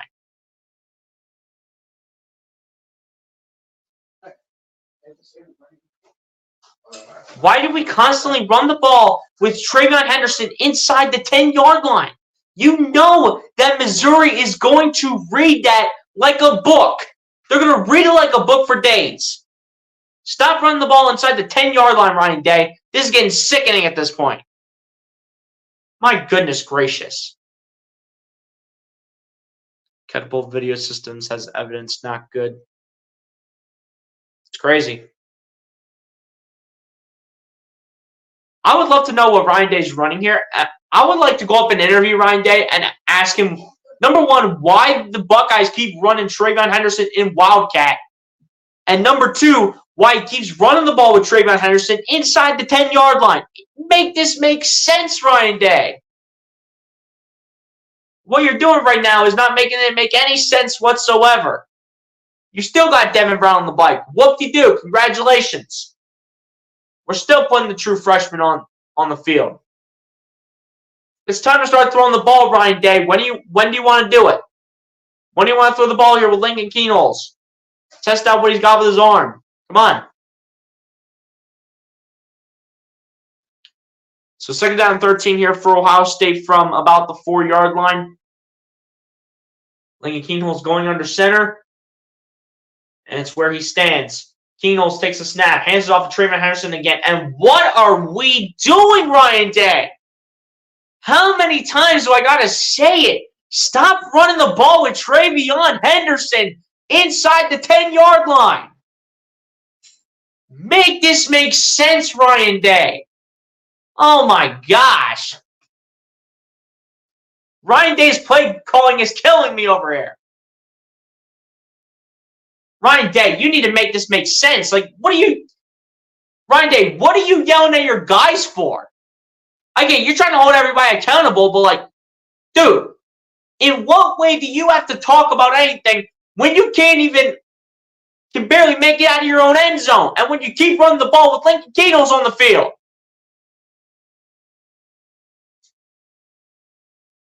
And Ryan Day, stop acting all confused. If you want to prove that you're a creative coach, you're just as good as Brian Johnson right now. In terms of your creativity, you're just as good as Brian Johnson right now. I'm not even joking. You're just as good as Brian Johnson is.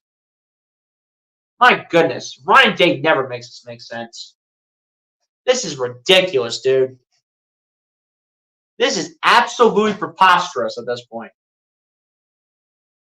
Total yards on the season, Ohio State has averaged 125 yards a game. Tonight, they only have 58 in the first half. Thanks to Ryan Day with his terrible play calling. Like, what are we running here, Ryan Day? I want answers right now. Stop running the ball constantly with the same guy. Like, please. We still got this man under center. What are we doing? And we're trying to sneak it out of our own end zone. What are we doing? That's the wrong time for that, Ryan Day. That's the wrong time to do that. On third down? Are you serious? On third down, you want to go ahead and run a QB sneak up the middle with a freshman in Lincoln Keenels. What are you doing? Not throwing the ball with them.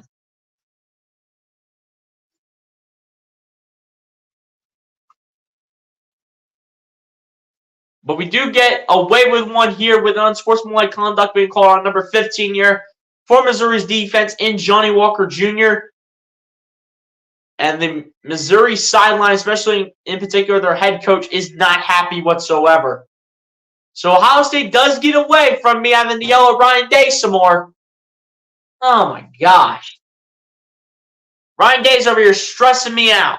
I can't stand it anymore.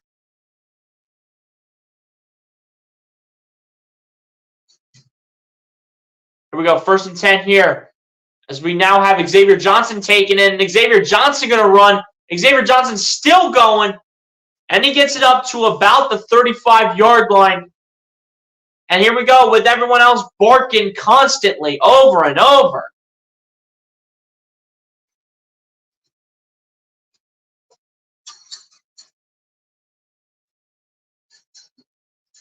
Thank you, Ryan Day. We actually ran something that works for once. Now we want to do that, huh?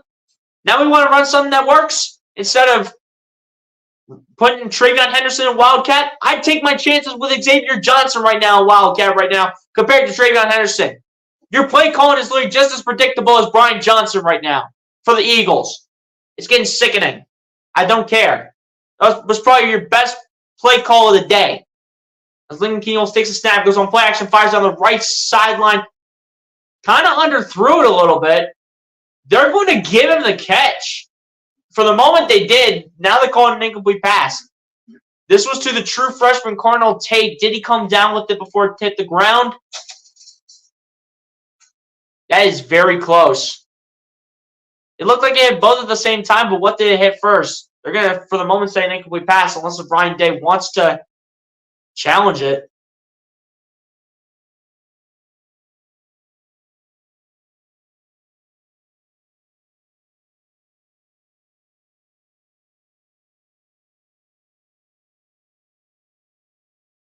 And here we go. Lincoln Keenels with the ball. Just has to get that away. And he's lucky that that was not an interception because that was terrible. But you have to discredit the offensive line on that one. Like, what are we doing? What are we doing? You got open guys here. Looking back on the play, you don't even have another blocker for 13.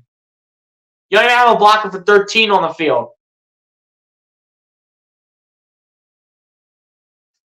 Number 13 on the defense of Missouri being Dalen Carnell once again. Ohio State so far 0 for 7 on third down. Can they change it here and flip the script? Keenholz taking the snap. Timeout called by Ohio State.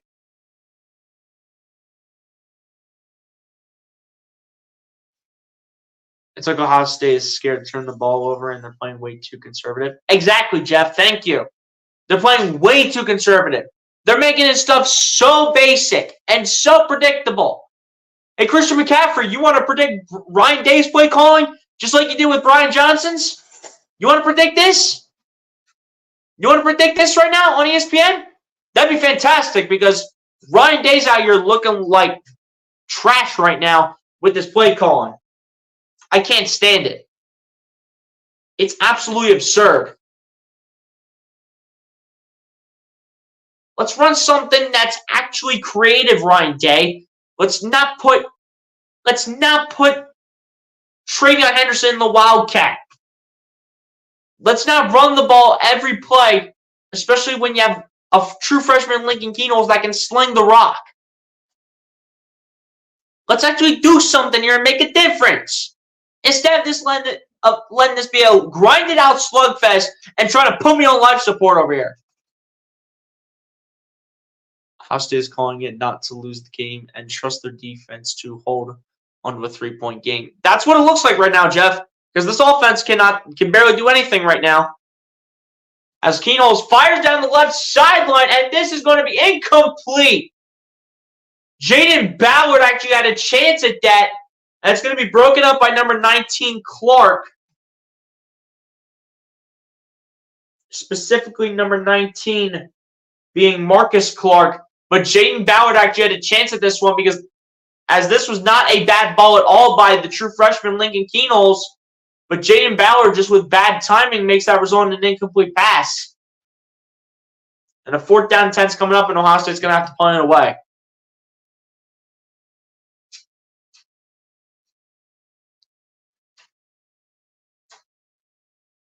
But that's what I'm anticipating every single time, though.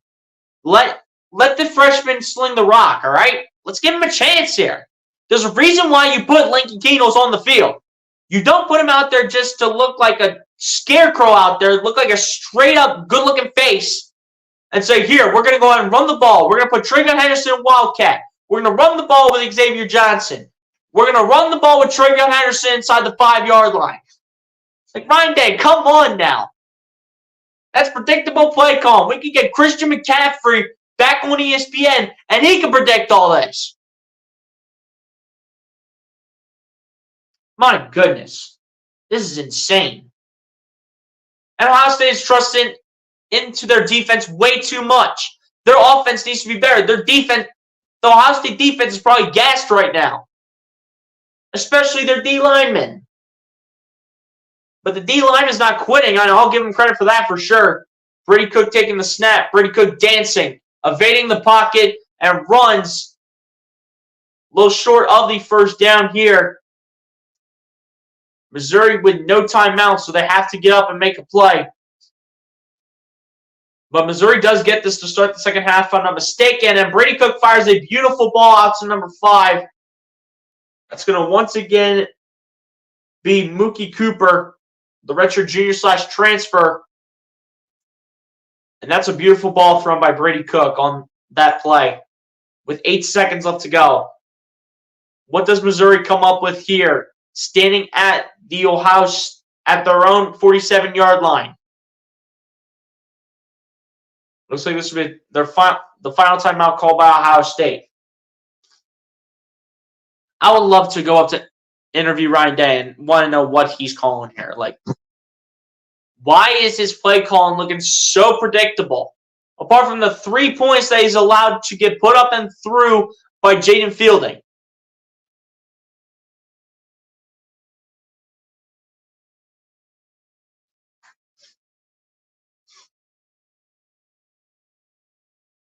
They're looking to get into Missouri, looking to get into field goal range here with their kicker Harrison Mevis with 86 career field goals made, which is third in SEC history.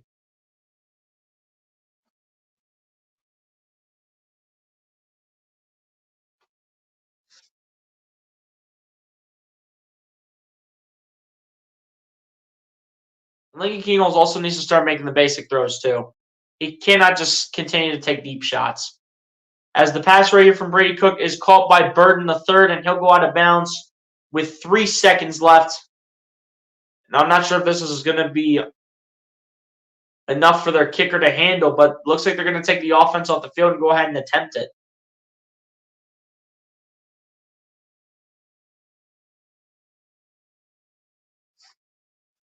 Does he have the leg to tie this thing up? It's going to be a long one here for the true senior. This is a long one. Ohio State might as well have a return man out there just in case. I don't know why they don't. I don't know why there's no return man right there. This is a 65-yard attempt.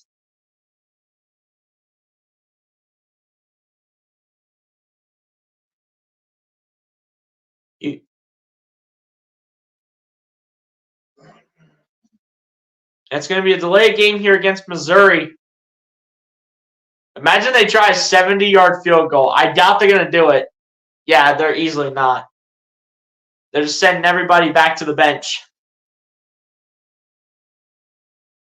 And they'll probably put their offense on the field one last time before the first half comes to a close. Oh, what a slugfest here, ladies and gentlemen. What a slugfest here. Unbelievable how this happens. They're going to run one last play here with Brady Cook. Only with 3 guys at the line. You're expecting a Hail Mary right here. More than likely. Everybody's easily running for the end zone. Here we go. Brady Cook takes the snap. Brady Cook dancing, rolling out of the pocket. Brady Cook just has to get rid of it. Fires towards the direction of the end zone. And it's going nowhere. And that will conclude the first half. With a very low-scoring game here in the first half. In a way that is kind of stressing me out a little bit. But at the end of the day, Ohio State so far in a slugfest here with the Missouri Tigers. Also with a 3-0 lead here over Missouri. As Missouri will go ahead and receive the second half kickoff. As ladies and gents, on that note, we have approached halftime.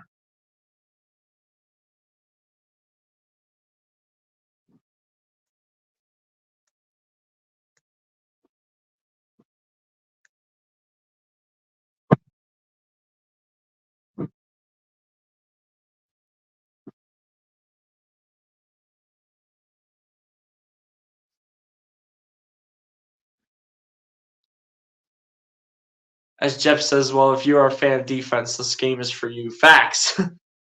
Hey, at least Ohio State's defense gets to showcase why they are one of the top defenses in the country. So, I mean, Jeff does have a point in saying that. This is going to look like a very defensive game. Unless if Ohio State can really figure things out here with Lincoln Keenholz taking over. How long will he be out on the field, though? Is it going to be on the field? Is he going to be out on the field the rest of the game? Is Devin Brown going to come back? Or are we going to have to rock and roll with Lincoln Keenholz the rest of the way? And have it be a grinded-out slugfest? What's going to be the game plan here?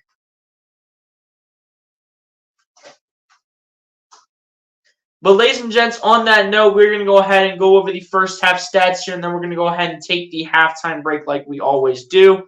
Trying to make sure I have all the stats right here on the stat sheet. And ladies and gents, we're going to go over the stats right now. As starting it off on the Missouri Tigers side, Brady Cook, in terms of his passing so far in this one, again, it's been ugly for basically both sides of the ball, especially on offense. But Brady Cook, so far in the first half, went 5 of 11 for just 28 yards, no touchdowns, no interceptions. Brady Cook also being the leading rusher here for the Missouri Tigers as well, with 11 carries for 43 yards, averaging almost 4 yards a carry, with him averaging 3.9. And then Cody Schrader, their running back, following it up with 10 carries for 41 yards as well, averaging 4.1 yards a carry. In terms of the receiving aspect of things here, Mookie Cooper is currently the team's leading receiver right now for Missouri with 2 receptions for 18 yards, averaging 9 yards per reception. Theo Weiss Jr. with 2 receptions for 5 yards, starting off the first half, averaging 2.5 yards per reception. And then Luther Burden third with a reception for 5 yards. And that's how the receiving game comes to a close. In terms of punt returns here, Chris Abrams drained with 1 return for just a yard. And then in terms of the punting here, number 97, Riley Williams with 6 punts in the first half for a total of 251 yards, averaging 41.8 yards per punt, with none of those punts landing inside the 20-yard line. Now onto Ohio State's side of things here. Devin Brown, before going to the locker room with the lower body injury, with whatever his lower body injury is, went to the locker room. But before that point, he finished the first half with going 4 of 6 for 20 yards with no touchdowns, no interceptions. Lincoln Kienholz has yet to do anything so far in this game, as so far he's put up a total of 3 yards of offense here. But at the end of the day, 0 for 4 in terms of the pass game for no yards, no touchdowns, no interceptions. In terms of the running game, though, Travion Henderson with 13 carries so far in the first half for 44 yards, averaging 3.4 yards a carry with no touchdowns. Xavier Johnson following it up with 2 carries for 21 yards, averaging 10.5 yards a carry with no touchdowns as well. Lincoln Kienholz following up himself with 2 carries for 3 yards, averaging 1.5 yards a carry with no touchdowns. And then Devin Brown putting up 3 carries for negative 12 yards, averaging negative 4 yards a carry here.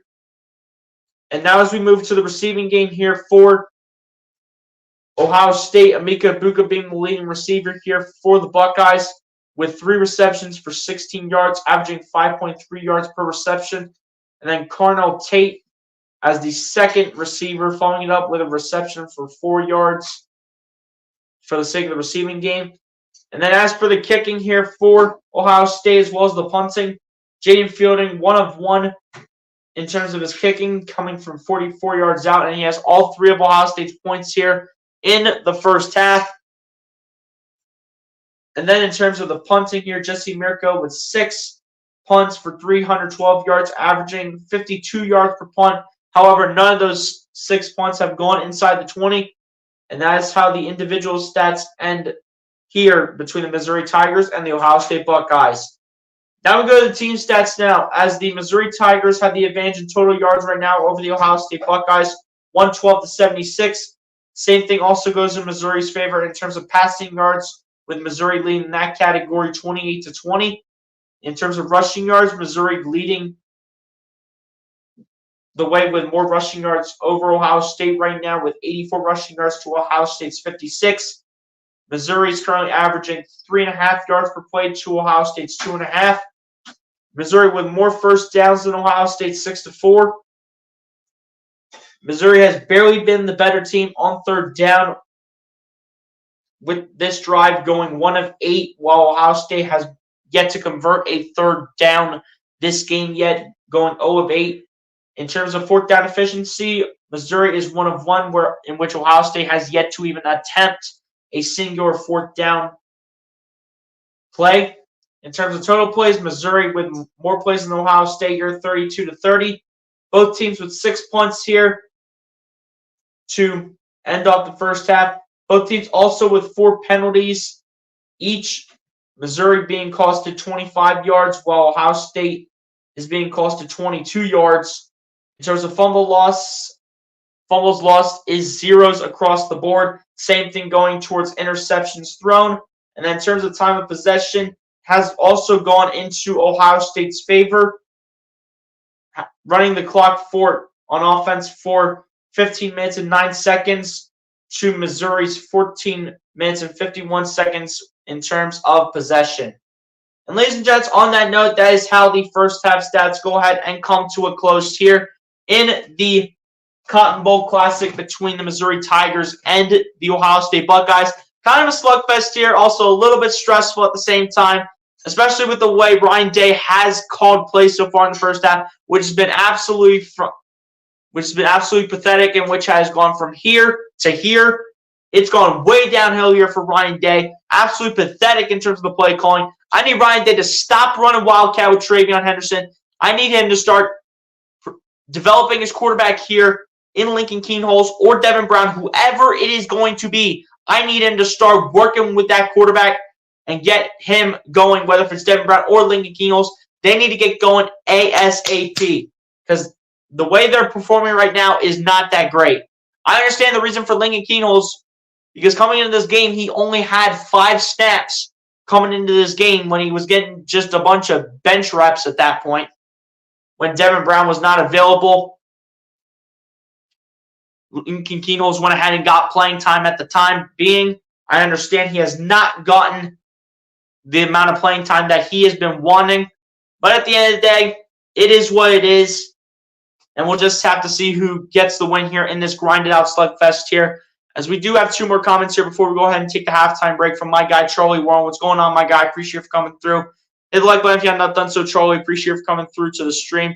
As well as my guy, Rocco Tyrone. What's going on, my guy? Appreciate you for coming through as well. Also do the same thing, Rocco. Hit the like button if you have not done so, my guy. And since you're our new viewer, I do believe, Rocco, hit the subscribe button as well. Appreciate you for coming through the stream. And same thing with my guy, Charlie.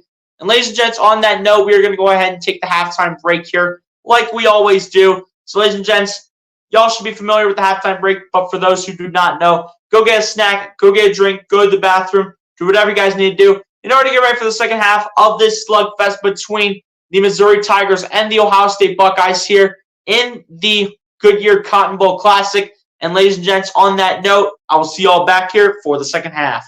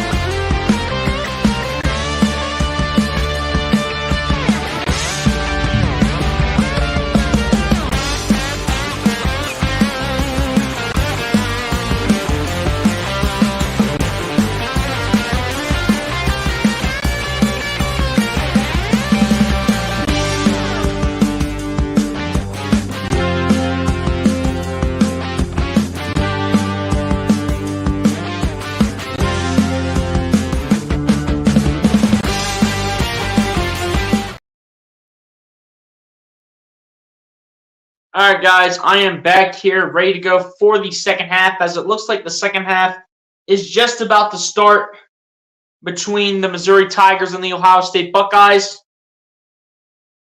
I do believe Missouri does get the ball here to start the second half, so we will not see who the quarterback is for the second half between Lincoln Keenholz and Devin Brown. But we shall see who it's going to be eventually. JT Tuimoloau and Jack Sawyer, though, have done a pretty nice job again in the quarterback. And then same thing going towards number 15 for the Missouri Tigers defense in Johnny Walker Jr., the redshirt junior. Done a pretty nice job as well. 3 sacks for each team, 8 tackles for loss for Missouri, 4 by Ohio State. 112 yards given up by Ohio State to only 76 given up by Missouri. But somehow in the world, Ohio State is still winning this game. But Missouri does get the ball here to start the second half. So we shall see what Ohio State does here to try to go ahead and make this game less stressful. And the second half between Ohio State and Missouri in the Cotton Bowl is underway. It will be a fair catch here in the end zone by their kick returner number 17, being Marquise Johnson, the true freshman. And this ball will be taken out to the 25.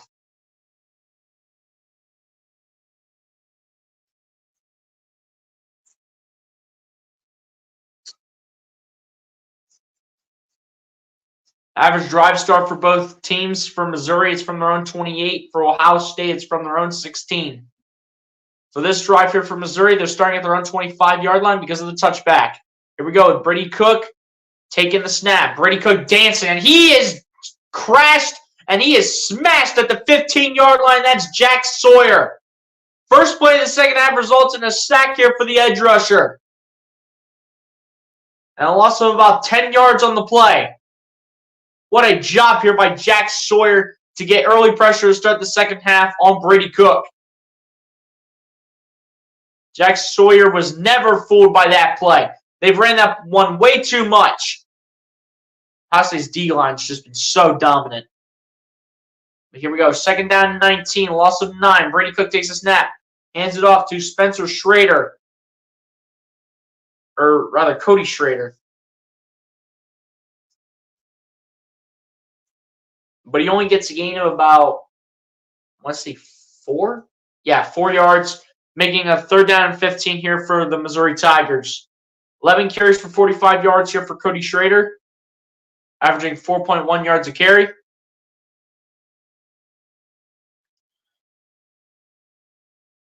Here we go, though. Third down and 15 from the 20-yard line. Brady Cook with an empty backfield takes the snap. Brady Cook dancing, firing this one down the left sideline is going to be incomplete. Davison Igbinison with the pass breakup here for Ohio State, trying to get the ball to one of his main receivers in Weiss Jr. Can't do so. Going to be a punt here for Missouri. More great defense here from Davison Igbinison. Finally, a time where I don't have to call this man out for now. There's still time for me to call this man out for a big play given up. There's still plenty of time.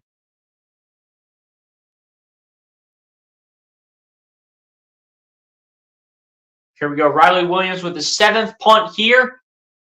Boots it all the way down to about the 43-yard line, somewhere around there. And that's where Ohio State will start on this drive. But looks like it's still going to stay with Lincoln Keenholz. So let's see if Ryan Day can figure out the freshman. Ryan Day, what did we learn?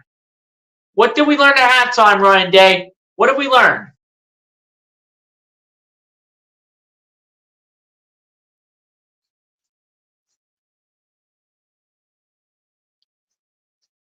What did we learn here about our young QB here, Ryan Day? What did we learn?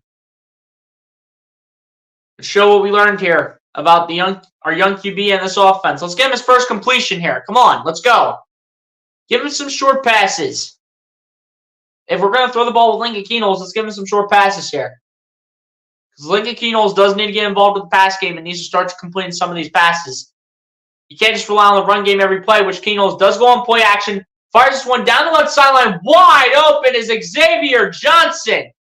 And there's the first completion of the second half for one of the better receivers as the backups. And Xavier Johnson got absolutely smashed on the play. And he is hurt towards like his wrist area. You did see a glimpse of Devin Brown on the sideline, but I think they're just going to see what they have in Lincoln Keenholz here.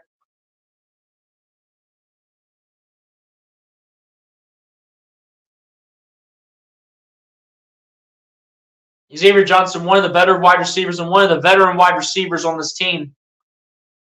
As a true senior from Cincinnati, Ohio, coming in at 6'1", 210 pounds.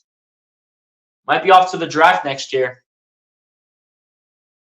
But he's grabbing his wrists for sure, which is where he got busted.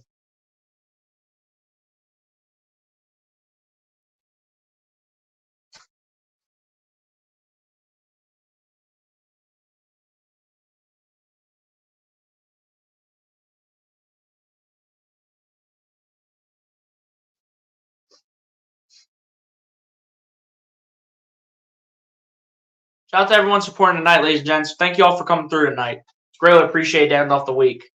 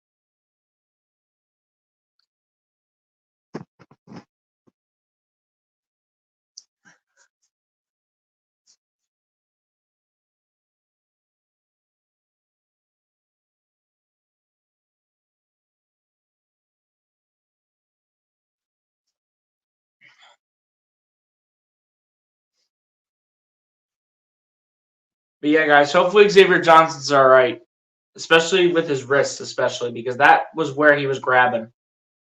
He was grabbing his wrist for sure, so that's the main part where he's definitely hurt. I'm not sure if it had anything to do with his chest or anything, but I think it's more so towards his wrists.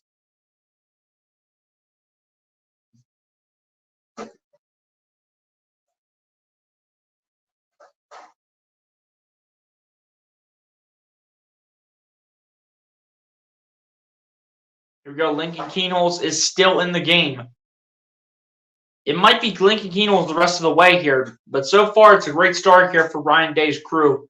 Looks like Xavier Johnson's all right, as he was in the game for the moment, now gets switched out for another receiver. I do believe that was Brandon Innes stepping in for him for at least a play. Brandon Innes motioning to the right side. On the same side as the true freshman Cornell Tate.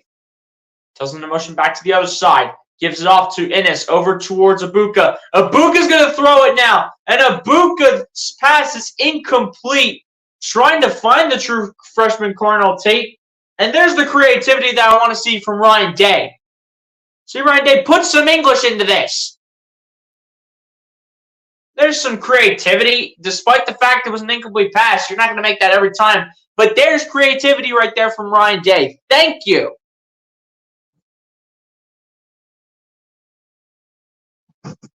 Thank you, Ryan Day. Here we go from the 32-yard line. Keenholz takes a snap, goes on play action, now starts to run. Keenholz just wanted to get back to the line of scrimmage and actually got more yards than what he anticipated on getting. He got about 2, I think. 2 or 3, it looks like.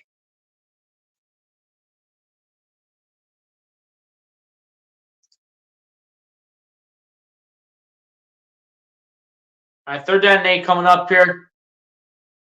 Ohio State 0 for 8 on third down. Keenholz just having to throw the ball up for grabs, and that's going absolutely nowhere. Looks like he was intending to get the ball towards Brandon Inniss, but that results in an incomplete pass. But this should result in Ohio State's offense going to the sideline. And Jaden Fielding actually should be able to make this. This should be from about like 46, 47 yards out. But Jaden Fielding should be able to put it up and through. I just don't get why the interior offensive line is not doing their job in protecting a freshman quarterback. Like, give me a break. This is a guy that's barely seen playing time this season.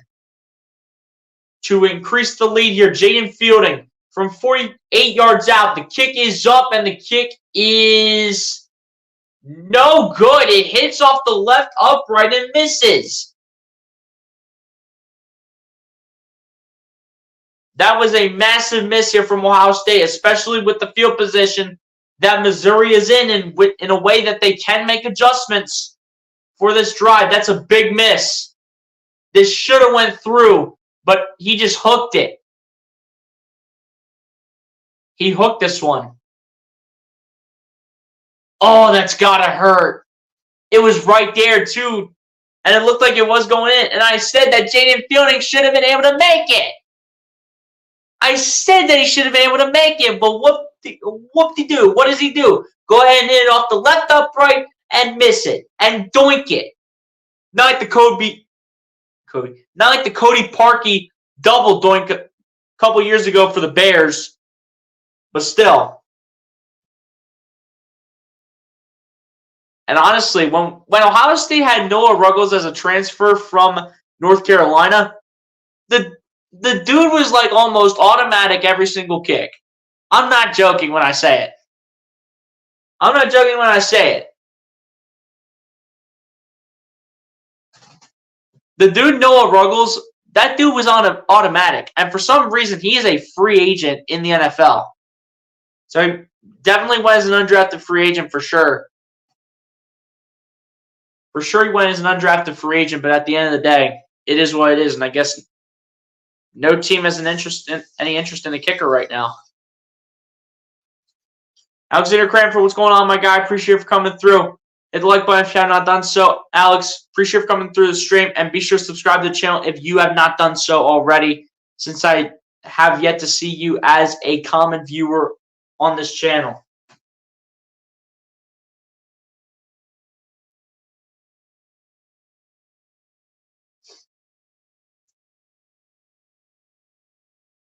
The good old grinded out slugfest game.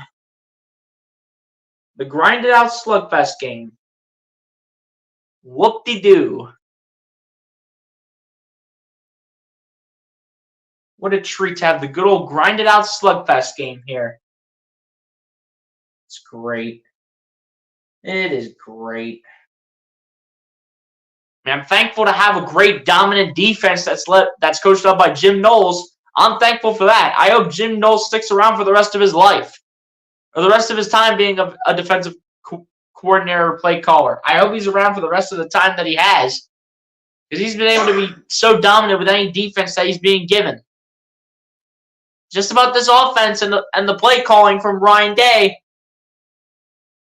Especially the quarterback play, too. Especially when you have a young quarterback that's barely gotten any playing time this year in Lincoln Keenholz, which is what you're rocking with right now, as it looks like Devin Brown's probably out the rest of the game. I'm not sure if that's true if Devin Brown's out the rest of the game. But Cody Schrader taking this one here right off the get-go. Starting from the 30-yard line, gets a gain of about 3 yards, making this result now in a 2nd down and 7 coming up.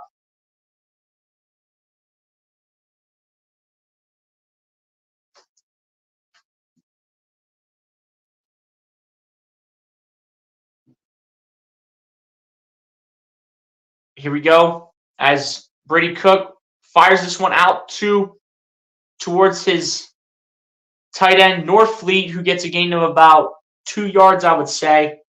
It's going to be a 3rd down and 5 situation coming up here for the Missouri Tigers.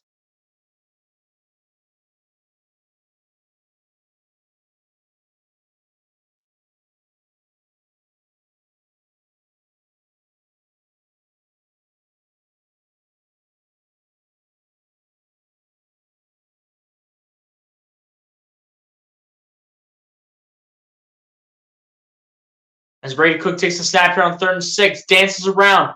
Brady Cook running for his life, and Brady Cook with another big-time first down here for this Missouri Tigers offense. Another big run here by Brady Cook. He's definitely a guy you're going to be able to use in the running game as well. Also, whoever gets Brady Cook could be another one of those steal type of draft picks. I'm not going to lie. He definitely has some game to him.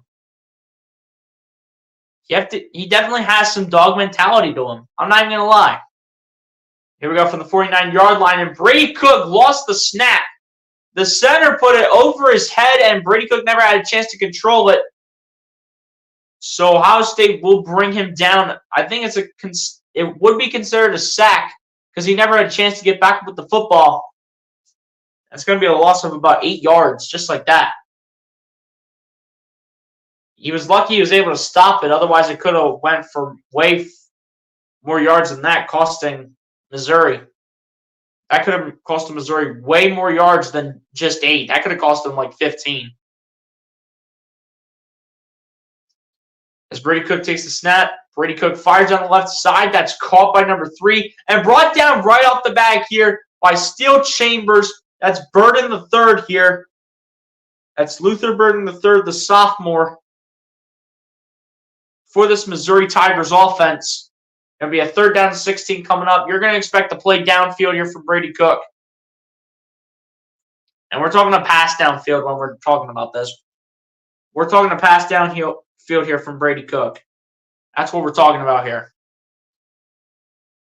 So you best believe that all the DBs are about like 10 yards away from the receivers. Brady Cook dancing in the pocket, having to get out of there, and he is dumped once again. It's Jack Sawyer putting up the OHIO, and you already know what's coming.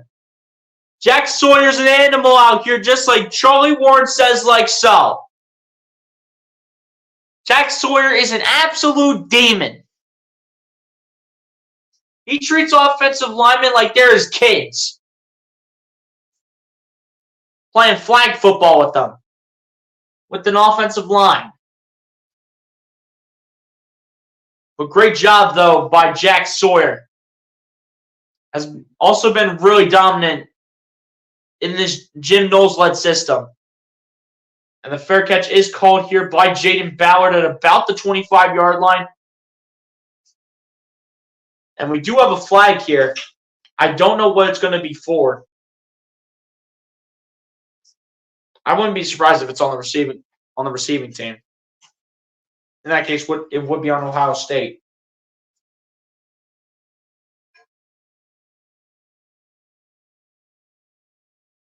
And it is on the receiving team.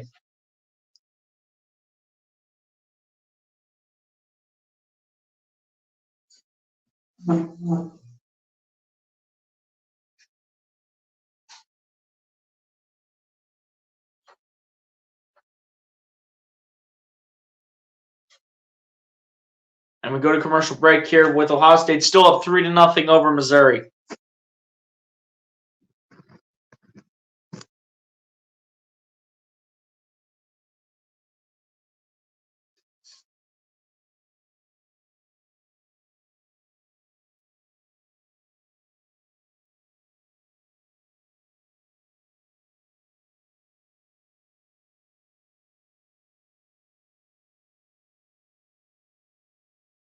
It's crazy how this game has been so defensive. If we can just go ahead and just like get a touchdown on the board or something to make it like a 2-score game, I'll feel pretty comfortable with what this defense is going to do the rest of the way. I want us taking at least somewhat of a comfortable lead.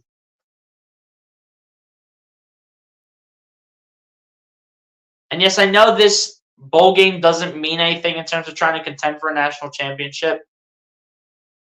But it'd still be nice to go ahead and win a bowl game like this, especially against a top 10 team in the nation, in the Missouri Tigers, who thought they'd have something to prove, which their defense is doing a decent job, but their offense is just not executing.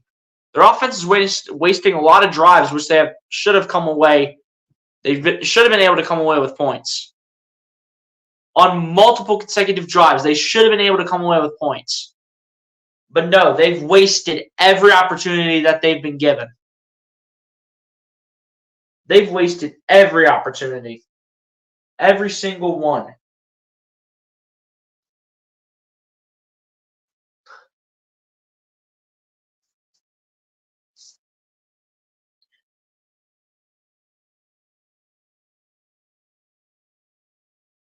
We'll see how more than likely Lincoln Kienholz and the Ohio State offense go ahead and respond. Once the commercial break comes to an end here, which would be fantastic if it could end today, not in like 10 years from now.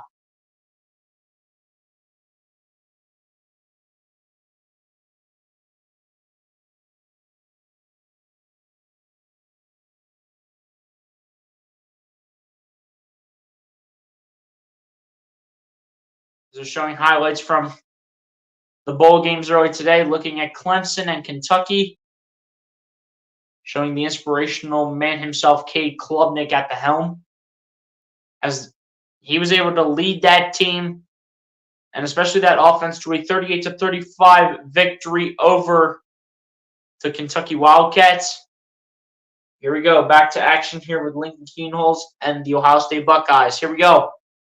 From the 15-yard line, Kienholz takes a snap under center, hands off to Henderson. Henderson stuffed at the line. How many times, Ryan Day? Quit running the ball with Travion Henderson every single time. You know it's eventually going. You know it's going to be. It's going to be coming from this. You know what's coming from this Missouri defense if you keep running the ball with Travion Henderson every play. You know what's coming. Total yards, Ohio State with only 102. They average 425 a game.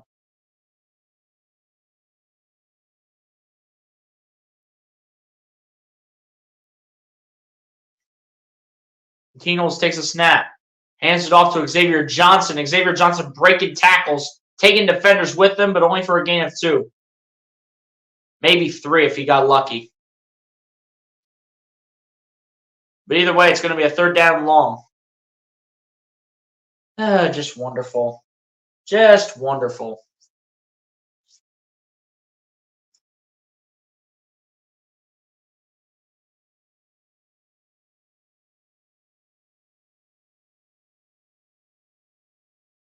Here we go. Kienholz takes a snap, hands it off to Xavier Johnson, who finds the hole and finds the 1st down. Big carry right there for Xavier Johnson being used in the backfield.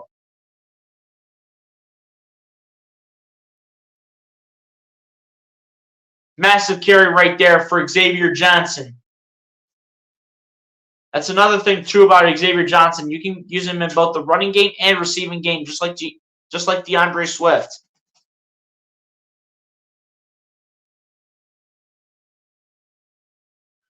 You can use him in such a similar way.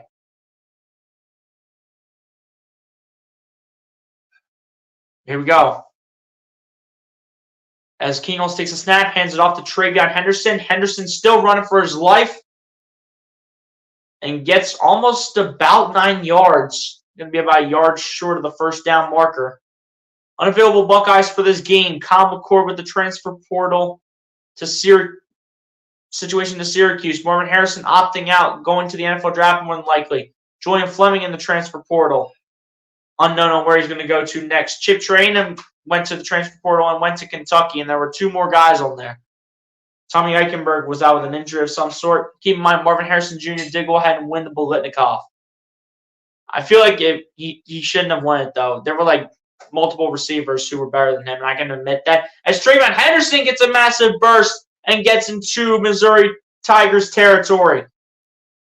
Great run right there by Travion Henderson. This is the Ohio State team I know, not playing conservative football. Right up the gut. Great job by Travion Henderson. Let's go. 16 carries for 67 yards, averaging 4.2 yards a carry. Let's go. Come on.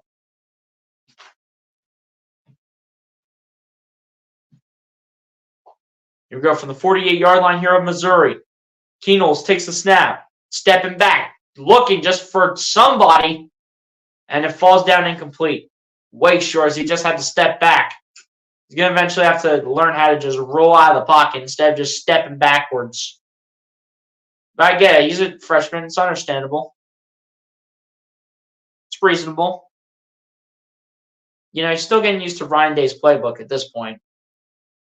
For a guy who had 5 offensive snaps coming into this game, it's critical that he learns Ryan Day's playbook, but I understand that he's kind of struggling to make something happen. He's relying a good amount on the run game here instead of the pass game. But there's just times where Lincoln Keenholz just has to take some chances. As he goes on the jet sweep here to Xavier Johnson, that just gets back to the line of scrimmage.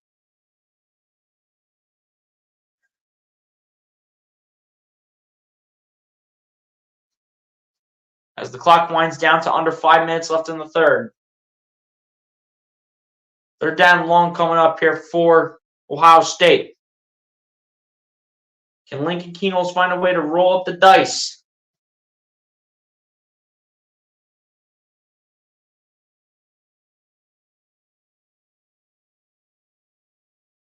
Here we go. Keenholz takes a snap, just has to throw it up for grabs, and it's incomplete. I want to know who on the interior is helping out Lincoln Keenholz, because and Josh Simmons again. It's the same dude. This dude's made 2 or 3 mistakes tonight. Lincoln Keenholz almost get train wrecked. Letting this man almost get train wrecked out here. My goodness. This man, Lincoln Keenholz, is almost getting train wrecked out here. It's unbelievable. As the fair catch is made at the 5-yard line, and that should be right about where Missouri's going to start this drive.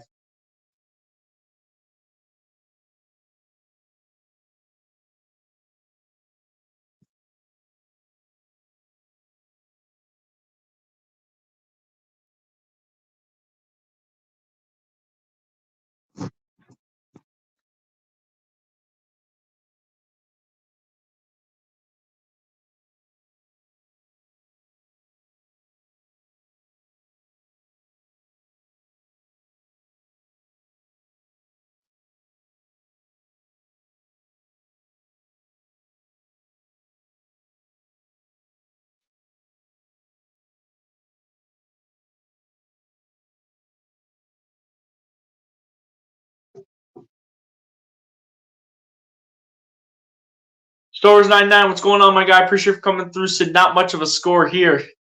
Yeah, that's for sure, to say the least, as it's been a very defensive performance by both teams today. But at the end of the day, it is what it is. But Stars 99, appreciate you for coming through, my guy. Hit the like button if you have not done so. Appreciate you for coming through the stream.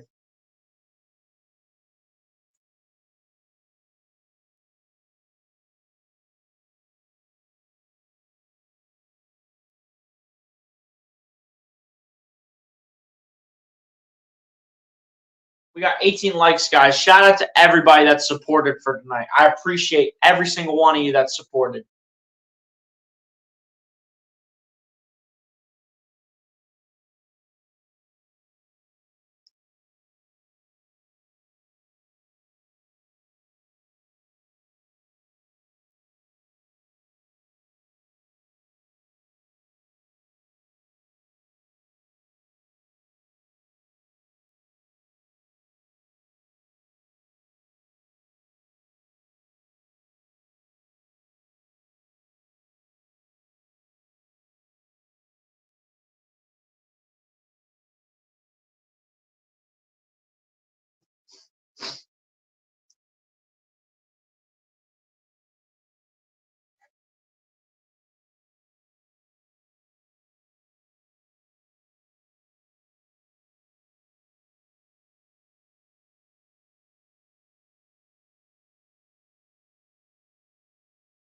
Crazy how this game is so low scoring right now. It's unbelievable.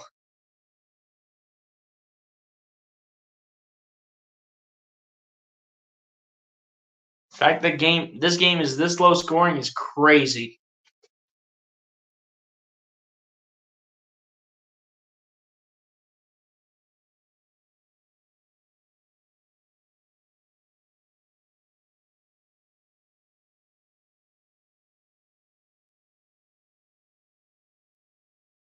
Here we go. 1st and 10 here for Brady Cook and the Missouri Tigers offense.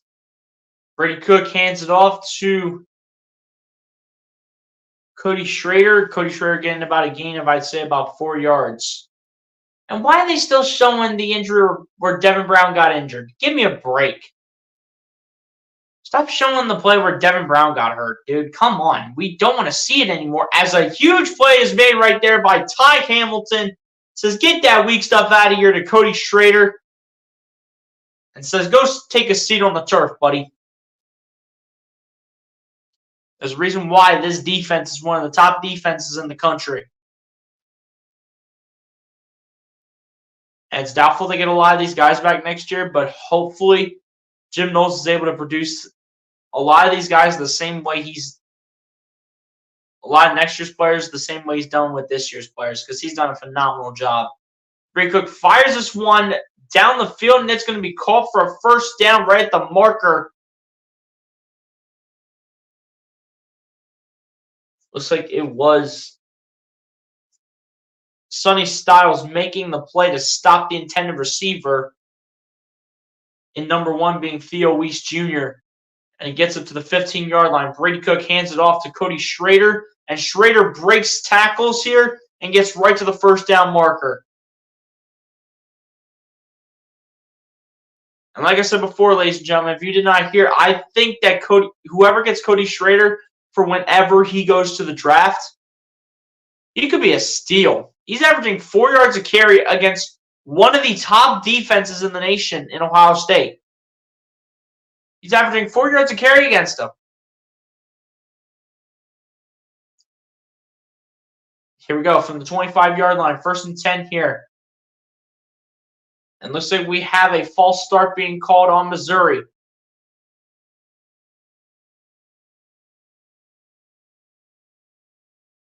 And that is indeed the right call, as the false start is called on number 79, Armin Membo. Membo, however you pronounce it. Anyway, he'll be called for the false start here. It'll be 1st and 15 coming up.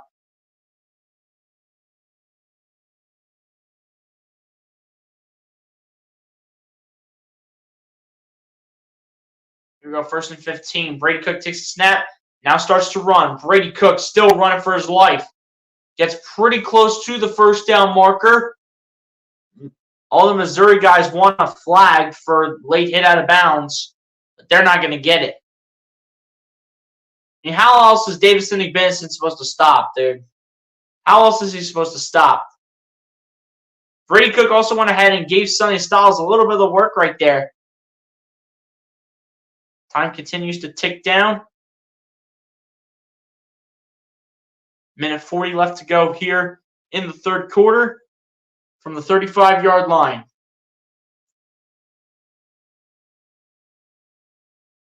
Brady Cook takes a snap, goes on play action, fires this one deep down the field, and it's caught by number 17. A massive play given up by Denzel Burke. A very rare point in time where we've seen a play like this given up, but it comes at the right time here for the Missouri Tigers, as Denzel Burke did not even stay on his man and doesn't take him down to about the 15-yard line of Ohio State territory. And now Missouri in great field position to score here, as another run here by Cody Schrader, as he's taking defenders with him, with another gain of 5 yards just about, and he'll take it to about the 10-yard line. That's a great throw, though, by Brady Cook. That is a beautiful throw, right on the money, just about right in stride. If he put it about right in front of him, he could have took it almost if not all the way to the end zone. He could have took it to the end zone if Brady Cook would have put that right in stride.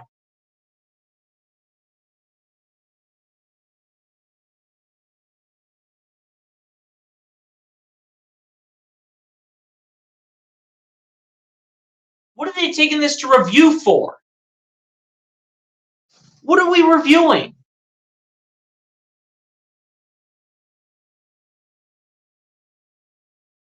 Are they reviewing this for too many men on the field? Oh, that might be what they are reviewing it for. They might be reviewing this for too many men on the field. That's probably what they're looking at.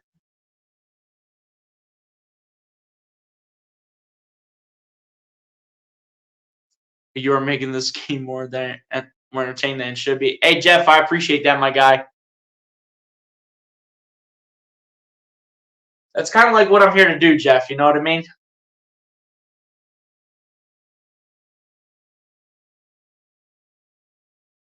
They had to take 2 guys off the field, and Brady Cook was going to went ahead and snapped the football, and they were kind of still on the field.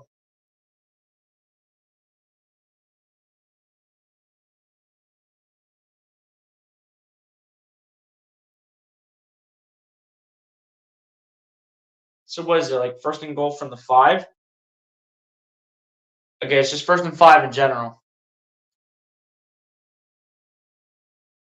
This is the first red zone trip by either team tonight. Believe it or not.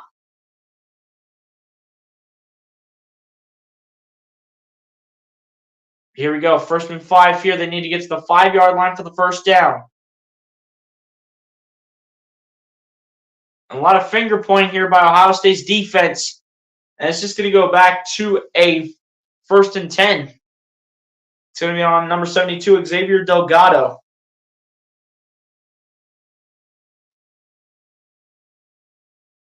And just like that, we go right back to where we started with the 1st and 10. Oh, this is hilarious. This is hilarious. How we go back and forth and back and forth. And here we go. Brady Cook taking the football, running himself, and Brady Cook gets nailed out of bounds by Cody Simon. Was that before the 1st down marker, though? And they're going to take this all the way down to the end of the 3rd quarter as we're going to go ahead and go to the 4th quarter. Ohio State still maintaining a 3-0 lead for the moment, but the Missouri Tigers driving down the field here against Ohio State, looking to get a touchdown here and take, at the bare minimum, a 4-point lead here against the Buckeyes as we head on to the 4th quarter.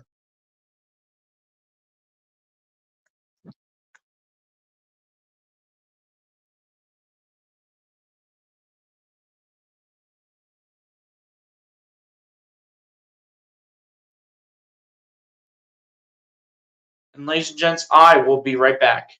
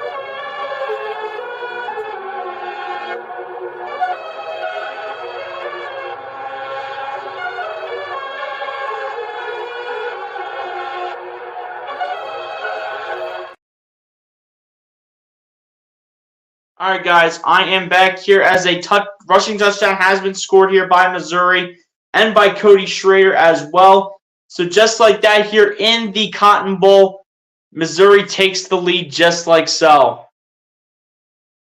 Oh, boy. What a great way to start the fourth quarter, guys. Great way of starting the fourth quarter.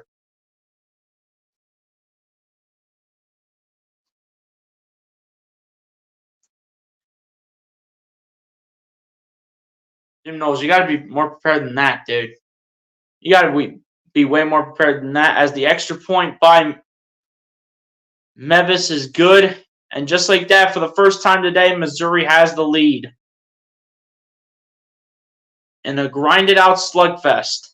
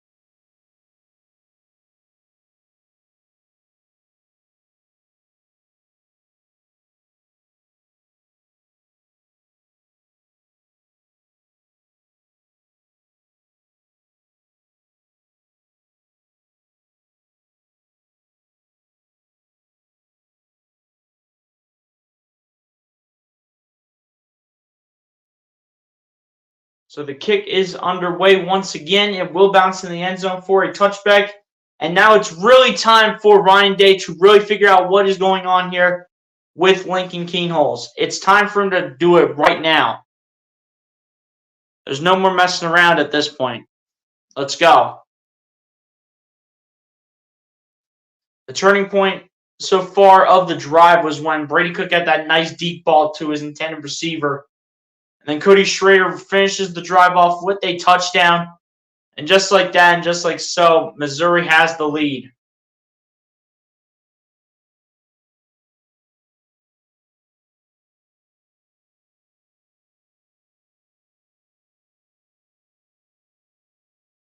Just like that, how quickly the tides have turned, with Missouri having 215 total yards of offense and Ohio State only having 139.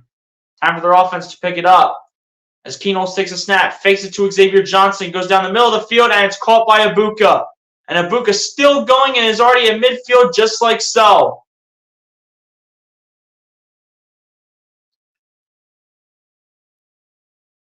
Great job right there by Emeka Ibuka to get the ball on the throw here by Lincoln Keenholz and to get the extra yak yards on top of that.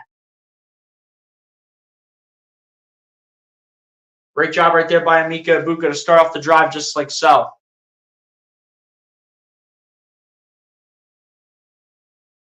Here we go. Keenholz again with the ball, firing down the right side. It is caught by the backup tight end here, G. Scott. And G. Scott going to get about a gain of 8 or 9 yards here on the play to make it about second down short.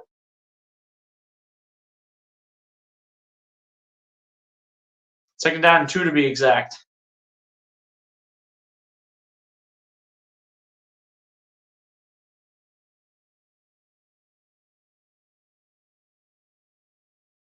Here we go, second down and 2. Keenholz hands it off to Tragon Henderson. Henderson with a gain of about maybe a yard, but no more than that.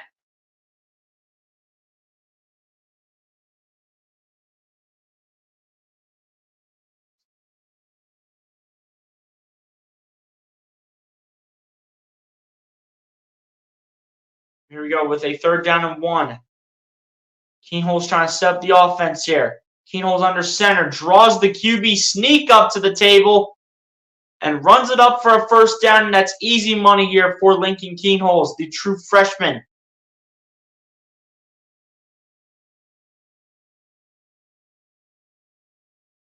What a fake out on the defense that was by the freshman quarterback Lincoln Keenholz, who has started to look way more promising than what he did to start off the off the day when he got into the game and when Ryan Day was underutilizing this man as Devin Brown continues to watch him. And Keenholz here back on play action, having to dance around, run out of the pocket. Keenholz just trying to take it somewhere, and we'll take it about 3 yards. That's a respective run right there by the true freshman Lincoln Keenholz. That's a respective run. That is respectable right there. I respect that from Lincoln Keenholz right there.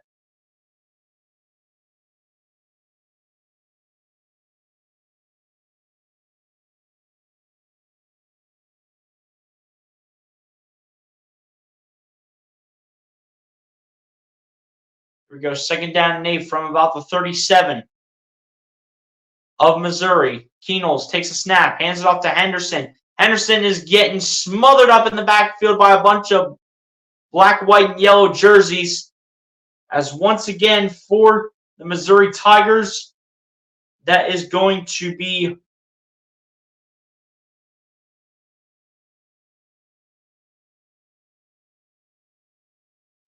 Johnny Walker Jr. again.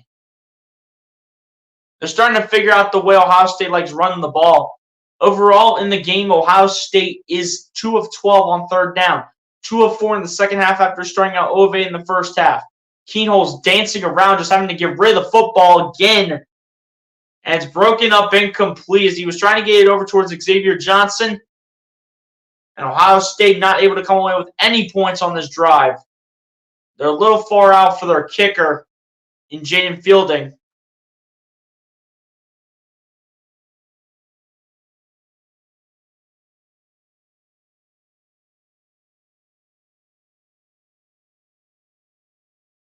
Fourth and 11, and they're going to punt this here with Jesse Mirko.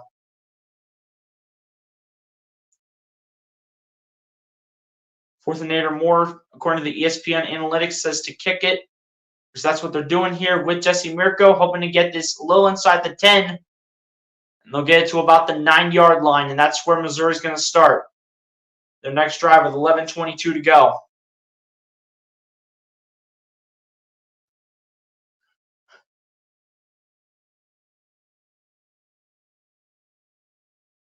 Bradley and Graffio, what's going on, my guy? Appreciate you for coming through. Said Ohio State can't beat the SEC. I mean, it's not over by any means, Bradley, but at the end of the day, overall, their defenses look good. It's just that their offense has not been able to find a rhythm yet overall.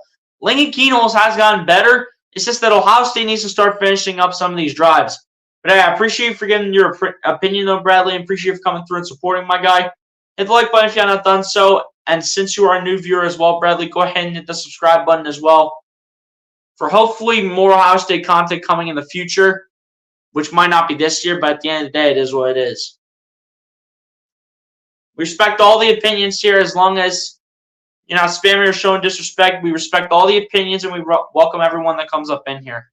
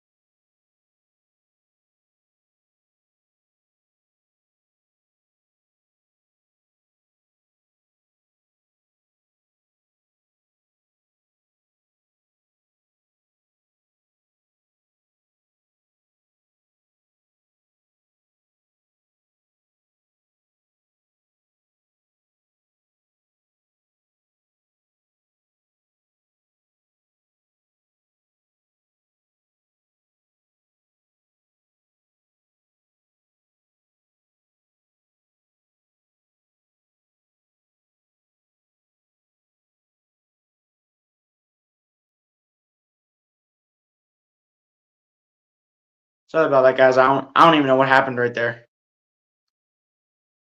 But we got a comment here from Tanzina Afrim. What's going on, Tanzina? Appreciate you coming through. So where's the link to the game? There is no link to the game here, Tanzina, but the way you can watch this game, you can watch this game on ESPN, I'm pretty sure, if you do have ESPN. But if you can't find it there, you could probably look up Goodyear Cotton Bowl, Ohio State versus Missouri on YouTube. and then watch him from there. But hey, Tanzina, appreciate you for coming through. Hit the like button if you have not done so, Tanzina. And since you are a new viewer to the channel, be sure to hit the subscribe button as well for more types of content like this. As Missouri gets started here with this drive against this Ohio State defense, and Cody Schrader, and they show Cody Schrader again going through his footwork and some extra work as well for Missouri. That's dedication right there for Cody Schrader, not going to lie.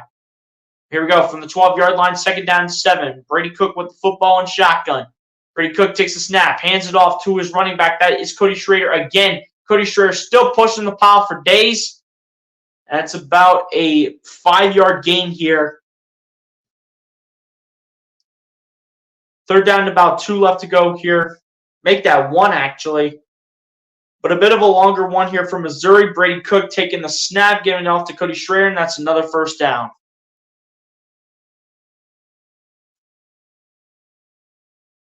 Come on, Ohio State. Let's get it going here. Come on.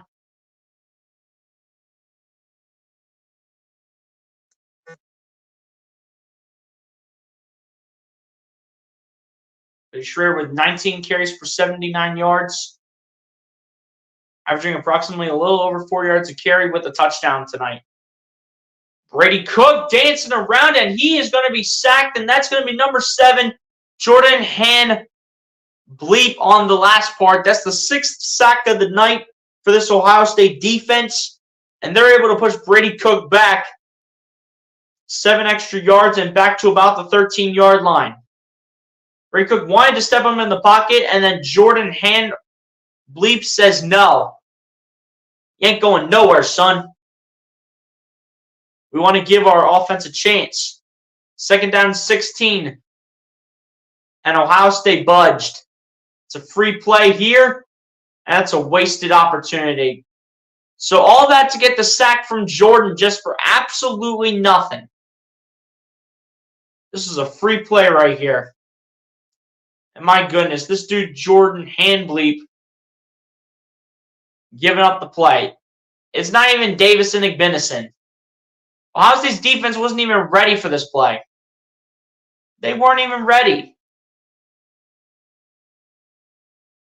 Now it's even more of a 1st and 10 here for Missouri. My goodness.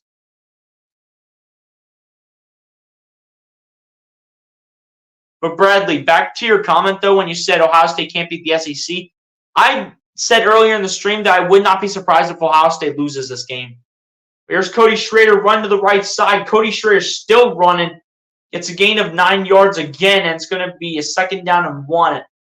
Way too close, though, from this defense. And I'm not even sure what the flag is here, as a flag has been thrown. You got Josh Proctor looking back up on the Jumbotron.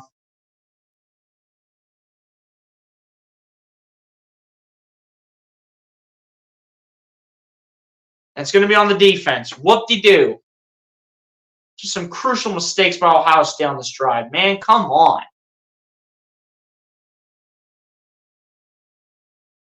These mistakes by Ohio State on this drive are crucial. Now they're deep in Ohio State territory.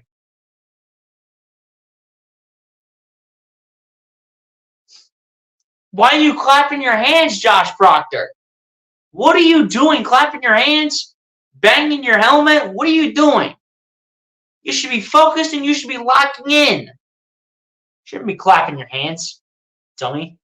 Cody Schrader running again, and he gets absolutely crushed on this play. Once again, that's Jordan Hand-Bleep. 2nd down and 9. I guess they got Josh Proctor on a late hit out of bounds. I'm going to assume that's what the penalty was that occurred before that next play from the 1-yard gain by Cody Schrader. Here we go. Brady Cook with the ball. With his receiver in motion. Takes the snap. Hands it off to Cody Schrader. And Schrader busting through that defense again. Cody Simon is very lucky to get a hand on, because otherwise, who knows where that run could have gone. It could have definitely went for a 1st down and a whole lot more. It potentially could have went for a touchdown. 3rd down and 1 here coming up for Missouri. And for Ohio State's defense, this is not looking good.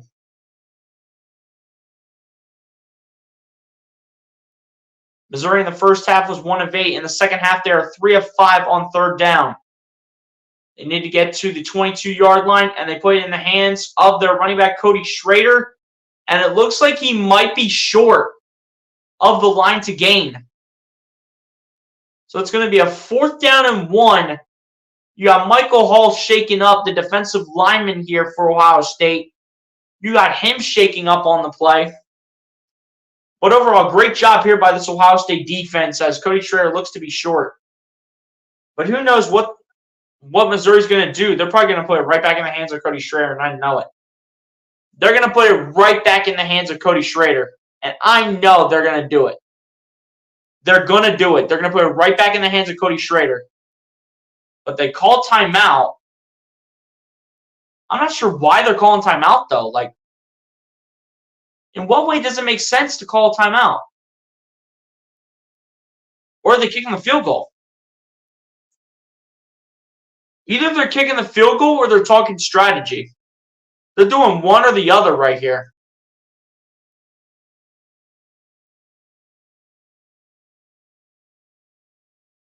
But Ohio State running out of time here, people. Ohio State running out of time here to come away with this, in which they don't even have Devin Brown for potentially the rest of the game.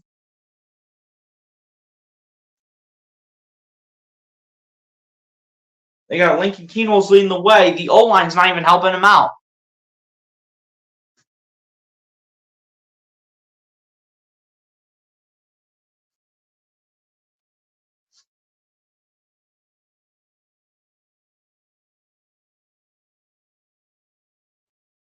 I mean, Lincoln Kienholz has been able to pick it up a little bit for sure. 3 of 11 for 57 yards, though, so it's not like he's been great throwing the football.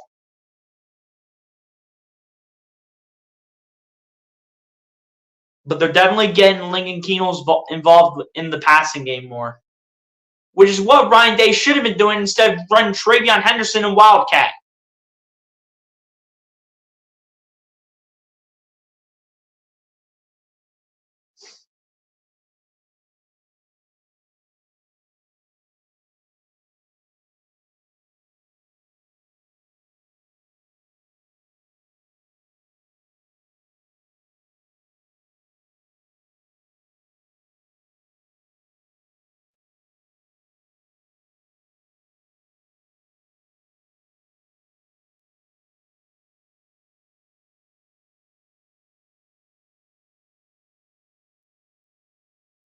But Missouri has definitely stepped up when they needed to most.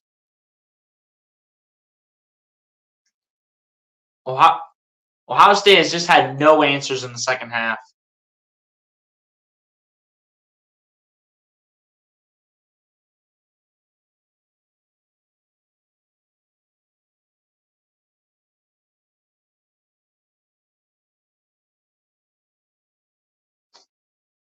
Very low scoring, though, regardless. I don't know what they're going to do here because it's a 4th down and 1. They're going to keep their offense on the field. Ohio State has to hope for a big-time stop, and they have to drive down the field here with Lincoln Kienholz and try to respond if they can get this stop right here. But again, keep in mind that they're just going to hand it off to Cody Schrader. I 100% guarantee they're going to hand it off to Cody Schrader. And Cody Schrader is going to find a way to pick up the first down. They have 2 running backs in the backfield, but it's going to Cody Schrader 100%. No, it's a read option, and Brady Cook is still able to get it. I'm not even sure what Jordan Handbleep is thinking here and thinking that Brady Cook is short of the marker. Like, what are we thinking here, Jordan? What were you looking at here?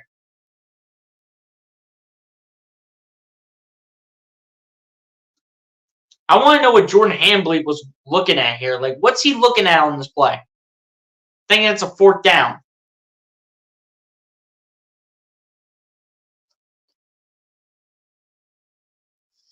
Brady Cook handed off to Cody Schrader, and Cody Schrader down to the left sideline. And he gets punched out of bounds on the play by Sonny Styles. And it's 1st and goal here for Missouri. Granny's Cooking, what's going on? Appreciate you for coming through. Said, is Mizzou winning? As you see here, Granny's Cooking, you do see the score. It's 7-3 in favor of Missouri. So, yes, they are currently winning right now. As the carry here by Cody Schrader goes for another 3 or 4 yards. It's going to be 2nd down and goal here for the Tigers.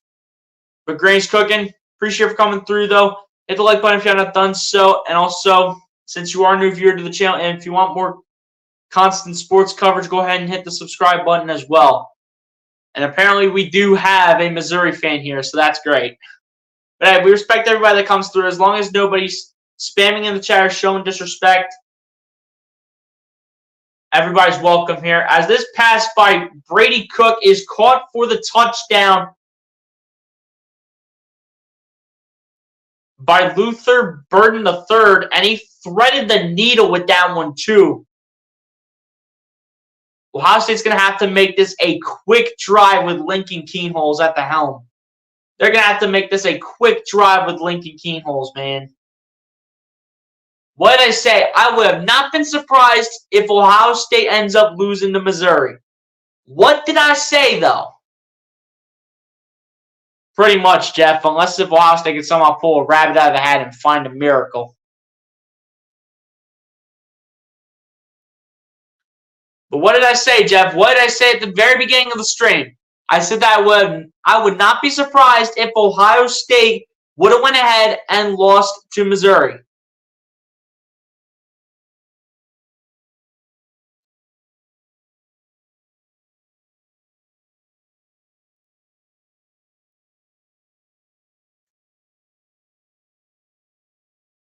Missouri's got a lot of underrated players on their team. Brady Cook, Cody Schrader. They've got a lot of underrated players on their team. I'm not even going to lie. They have many underrated players on their team.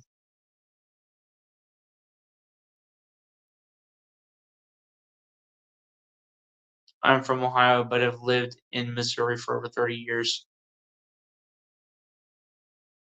Michigan beat them. No, I don't want Michigan winning, especially against Alabama. I want Michigan to lose so I can make fun of them, thinking that they go to the national championship and go win the whole thing. So my sister's been making excuses all week. Man, that defense of Missouri is no joke. Facts, Jeff. They've been no joke today. I'm not going to make excuses in saying that Ohio State hasn't been efficient because of their quarterback being different. I'm not going to make excuses. I'm not going to make excuses in saying something along the lines of like, oh, Ohio State's quarterback situation was so much different. I'm not going to make excuses because I'm not that guy. At the end of the day, you got to put it on Ryan Day. You have to. You got to put it on Ryan Day. Again. Just like in the Michigan game. You got to put it on Ryan Day.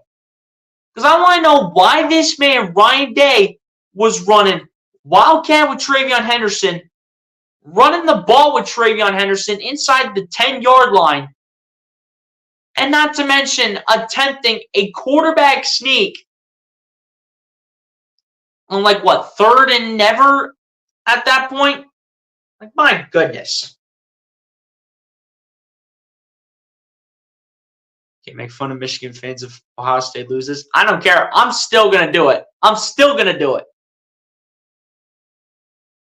All their players are going pro. Yeah, a lot of them are. They're the only key players that are not going pro for Michigan's offense especially is Donovan Edwards and Colston Loveland. Everyone else is going pro pretty much.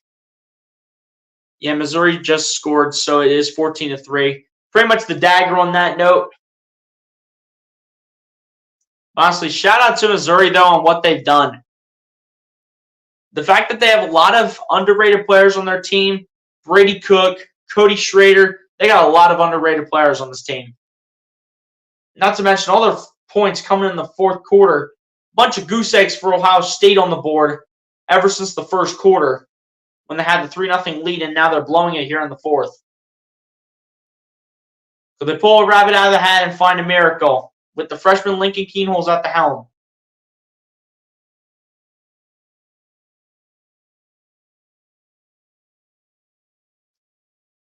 I think Missouri just probably put the dagger in Ohio State, but I mean, we'll see.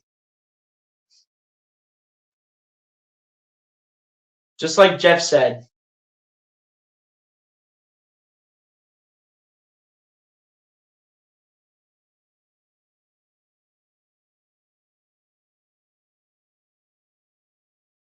Gavin, what's going on, my guy? Appreciate you for coming through. Said Missouri's a good team, but props to Ohio State, and I totally agree with you.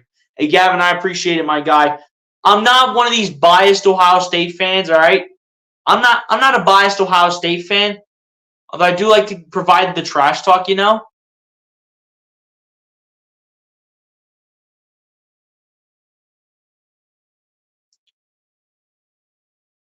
But at the end of the day, though, I'm not one of those biased Ohio State fans that's saying, oh, Ohio State's going to win every game. If you go back to the very beginning of the stream, Gavin, I literally went ahead and said that I would not be surprised if Ohio State loses this game to Missouri. Also based on their quarterback situation with Devin Brown taking the helm, in which he got hurt early, resulting in the true freshman Lincoln Keenholz having to step in for him and take over, which he hasn't gotten that much playing time this year. But again, I'm not going to make excuses in saying that Ohio State's quarterback situation was the problem, because Lincoln Keenholz started to go ahead and dial it up once the main reason that Ohio State is losing this game started to go ahead and start throwing the ball with him instead of throwing Wildcat every play in Ryan Day. Ryan Day was never passing the ball with Lincoln Keenholz until about later on in the game. But hey, Gavin, appreciate you coming through, my guy. Dropping the comment as well. Hit the like button if you haven't done so, Gavin. Appreciate you coming through the stream. And since you are a new viewer as well, since I do not recognize you, go ahead and hit the subscribe button as well if you want more content like this. Jason Sparks, what's going on, my guy? Appreciate you coming through. So I figured you would have shut up shop by now. Michigan's going to get murdered by Bama Monday. I really hope so. Because let's be real, as an Ohio State fan, I want to make fun of Michigan so bad. Win, lose, or draw, win or lose in this game, I want to make fun of Michigan so bad, because all they talk about is, oh, we're going to go to the national championship.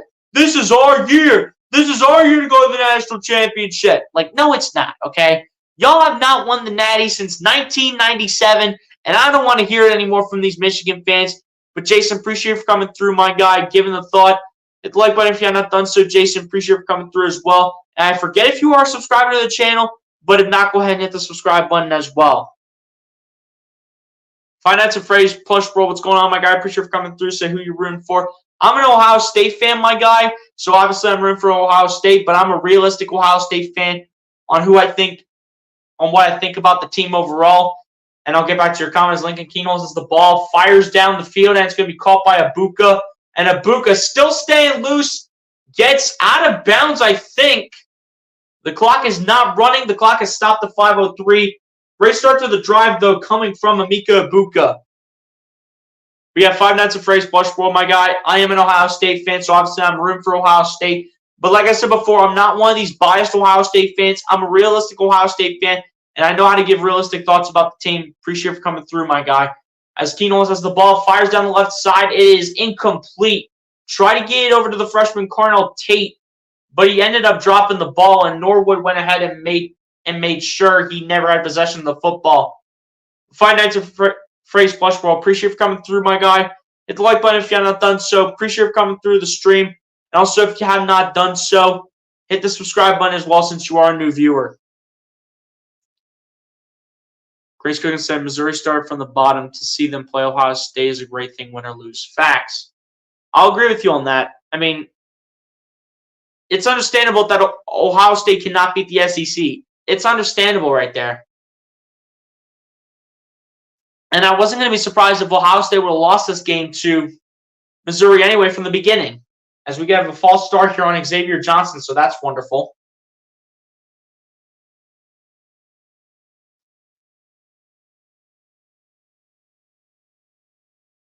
At the end of the day, Granny's cooking. I agree with you, though, saying that Michigan sucks. And no, they're not winning the Natty because they have not won that thing since 1997.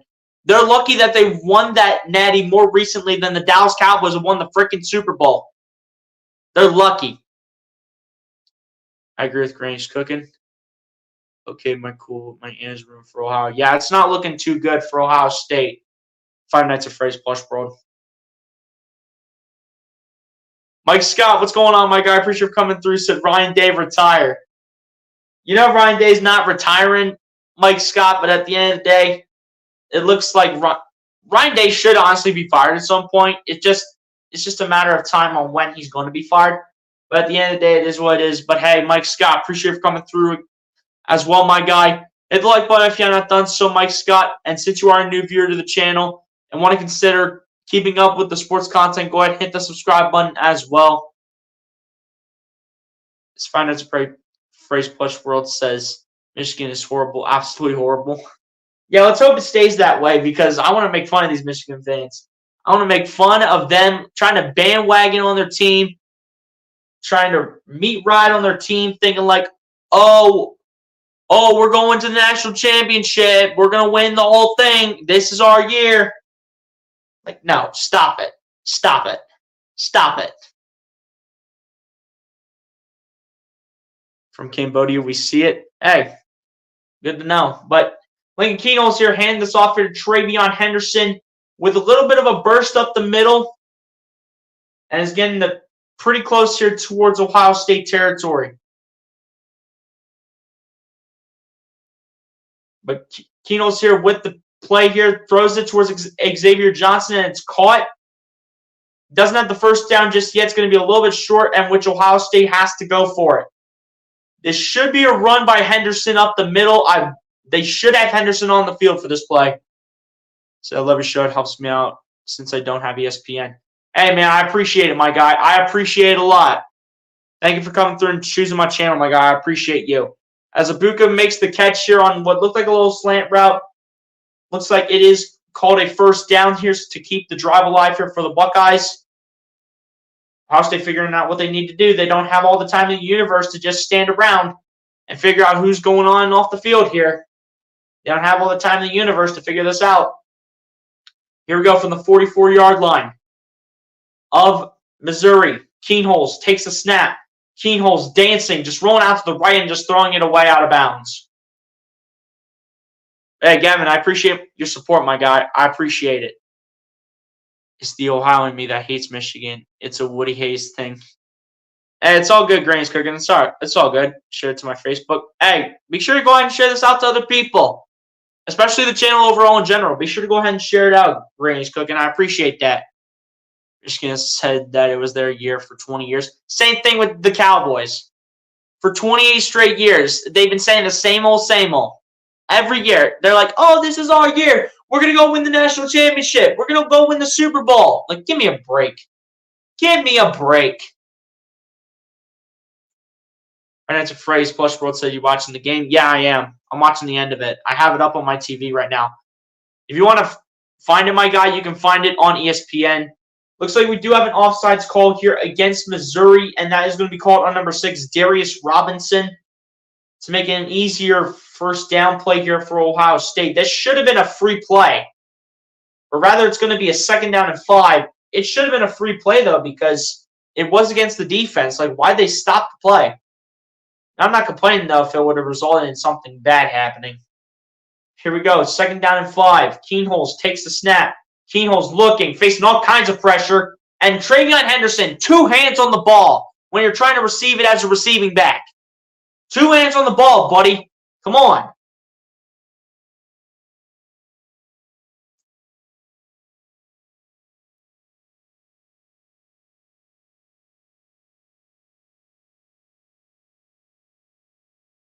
I don't have cable, so that's how I found you. I searched YouTube. Hey, I appreciate it. I appreciate it.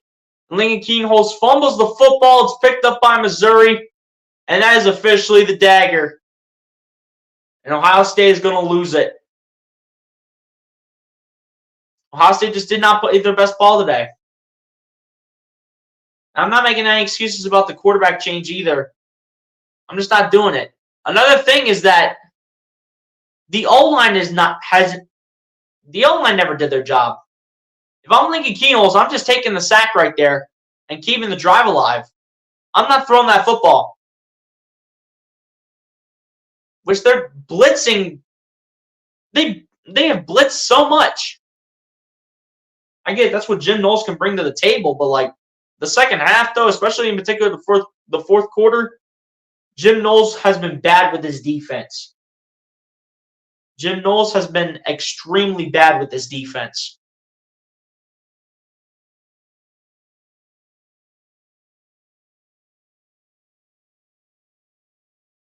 I'm a Missouri fan, but I have to give major props to Ohio State. They played good. They deserve their ranking, but that coach, yeah, Ryan Day, he's trash, dude. Ryan Day is terrible. It's between Ryan Day and Jim Knowles' defense in the fourth quarter, and not to mention the offensive line for not giving Lincoln Keenholz the help that he needed to stay in the pocket and throw the football. But the thing about Lincoln Keenholz is that if I'm Lincoln Keenholz, and of course they tried to review it in the play stands, whoop-de-doo. So Missouri's going to take the dub here over Ohio State. And they're going to take over here on their end of the football. My sister will stay in bed for a week over this. It's tough, man. It's tough. Ryan Day shines again, the non-motivator. Exactly. That's how you describe Ryan Day. He's the non-motivator of the team. And Cody Schrader running again. Going to be about a 4-yard gain on the play. Gets down at about midfield. And the timeout called here by Ohio State. There's probably really no point, especially if Missouri gets the first down. I mean, they called ball game a long time ago, honestly. If we're being honest, they called ball game a long time ago.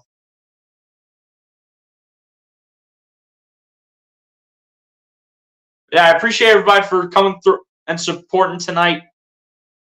Ladies and gents, if you did not hear earlier, I have been slacking with the Philadelphia 76ers play-by-plays for basketball. I hope to get back on that next week. I've just had so many things get in my way left and right from preventing me in streaming these play-by-plays. So I will not be able to stream the 76ers game tomorrow because I have something going on tomorrow as well. But next week, we are right back at it with 76ers play-by-plays as Cody Schrader with another big run, and he's pushing defenders with him.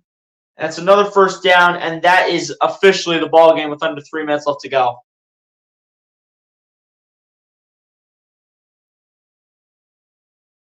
But yeah, guys, we will be back at it with the 76ers play-by-plays coming next week.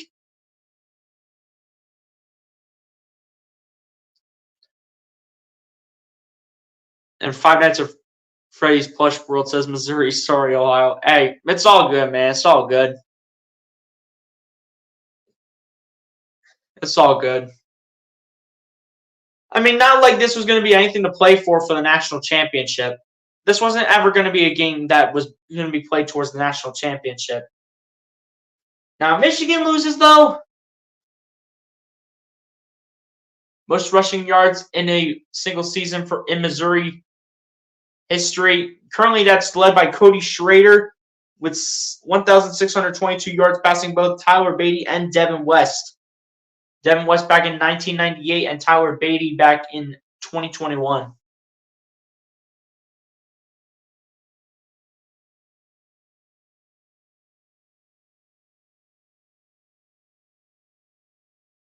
Kevin said, bro, if there's any haters, don't listen. You're great and I had a good time.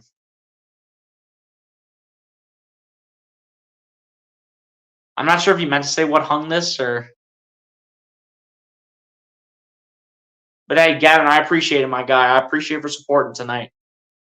I appreciate it for viewing this, my guy. I appreciate it. My aunt's going to be mad when she hears I cheered against her team, LOL. Man. That's going to be a tough look for you, 5 Nights at Freddy's Plush World. That's going to be a tough look for you.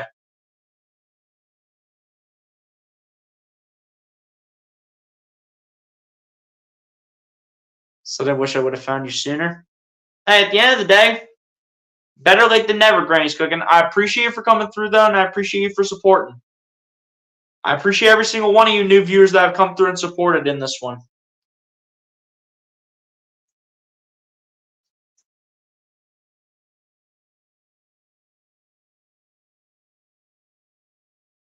Oh, watching it? Yeah. Hey, Gavin, I appreciate it, my guy. I appreciate you for coming through and supporting as well. I appreciate it. So you meant to say, bro, if there's any haters, don't listen. You are great, and I had a good time watching this. Yeah, now I know it. Now I know what you mean now, Gavin. I got you.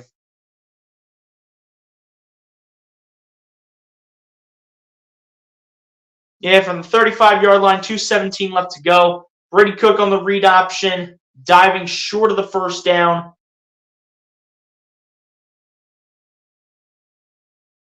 And bro's like, how?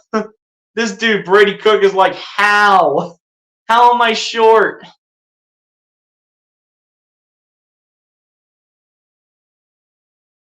Still, like I said, yeah, I've done a great job live streaming. Hey, Gavin, I appreciate it, my guy. It's not just the live streams, though.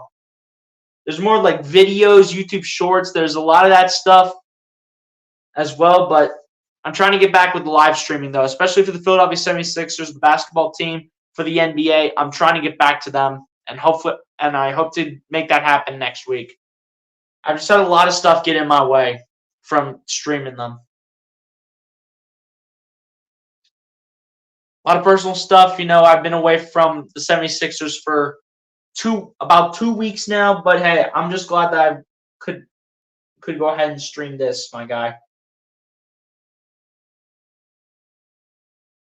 I'm happy that I'm able to stream this and get back to the content.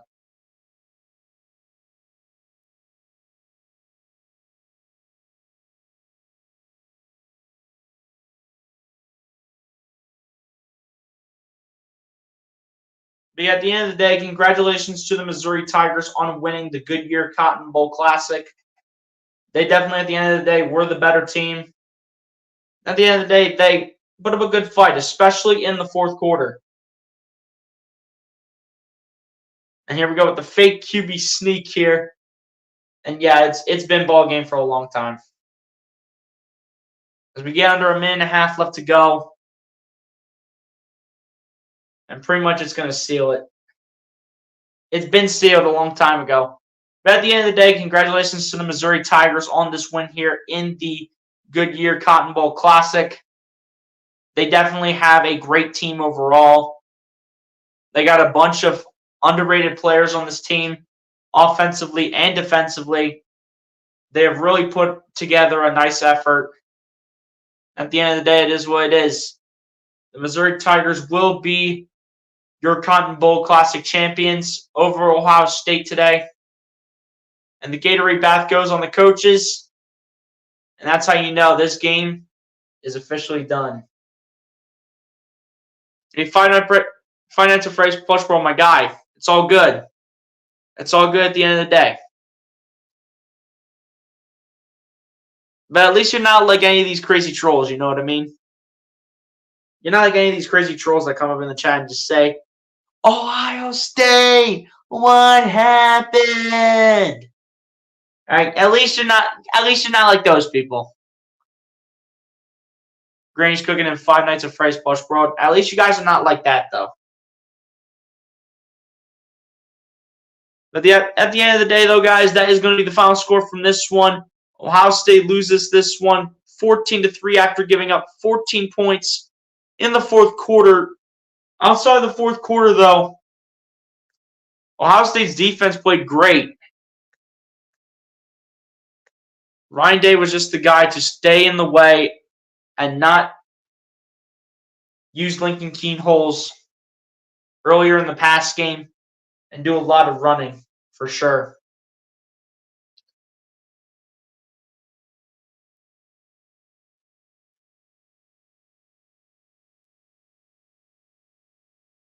If you are into pro football, what's your favorite team?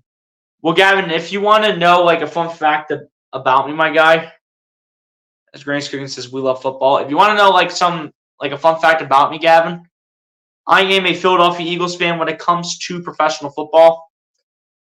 I am an all Philly sports fan for all the major league teams. You know, football, basketball, hockey, baseball. I'm a Philly sports fan for all 4 teams. But however, when it comes to college football, I will always remain as a loyal Ohio State fan. Always.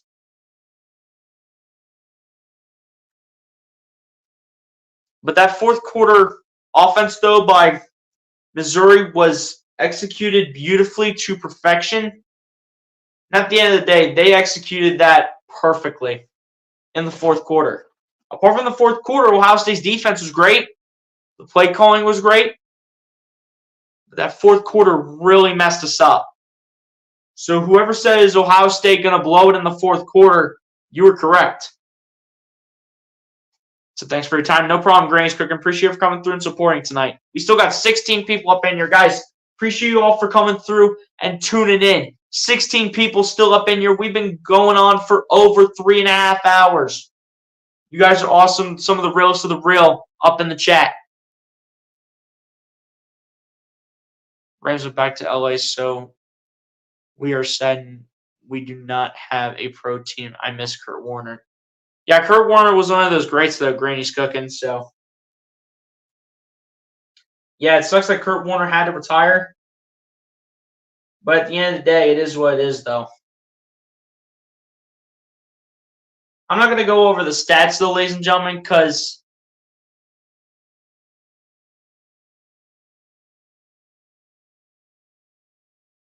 you know, it's kind of late. It's 11:30 here on the East Coast, and it's late, ladies and gentlemen. Who's Kurt Warner? He was a quarterback for both the Los Angeles Rams and the Arizona Cardinals back in, like, what, the 80s, 90s, 2000s area, something like that. So, bro, that's my auntie. That's my uncle's college football team. So I'm a Bengals fan. Hey, respect to you, my guy. Respect to you. I got respect for the Bengals, especially Joe Burrow. Especially for Joe Burrow. The Bengals are a fun team to watch when everybody's healthy. When everybody's not healthy, then we kind of got a bit of a problem. And we got Raw up in here in the chat. What's going on, my guy? Appreciate you coming through towards the end of the stream. Say go blue. Hey, Monday. Y'all play on Monday. And if y'all lose, you don't understand how much madness I'm going to go on Twitter and everyone on social media and be like, Michigan, what happened? That's if y'all lose to Bama, though, to be fair. That's if y'all lose to Bama. If y'all lose to Bama, I'm going to go crazy on Twitter. Because I've been so sick and tired of all these Michigan fans going out and saying, "Oh, this is our year. Oh, we're gonna go out. We're gonna win the Natty." Haven't y'all been saying this for the last? If I can do my math here. Haven't y'all been saying that for the last 26 years? Oh, we're gonna win the Natty. This is our year. Y'all haven't won the Natty since 1997. Y'all, like I said before, y'all are lucky that you have won a national championship more recently than the Dallas Cowboys have won the Super Bowl. Y'all are lucky. All right? Y'all are lucky that y'all have won a national championship more recently than the Dallas Cowboys have won the Super Bowl. Y'all are lucky in that aspect. Said, uh-oh, Twitter time. Yeah, you know what's coming if Michigan loses to Bama. You know what's coming. As my guy, East Coast Gridiron, my guy Dante says they're going to lose for sure.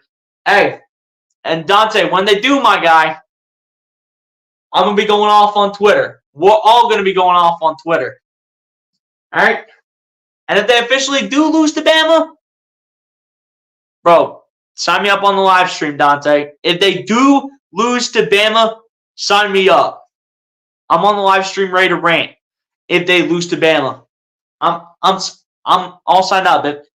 If you do like a aftermath show on how that game goes, Dante, sign me up because I want to get all the trash talk out. I want to get it all out and rub it in on every Michigan fan. I don't give a crap about the whole state of Michigan. I cold hell. Yeah, you already know, my guy. You already know. Said, oh, they're going to get smoked. Oh, yeah, all day. I hope they do.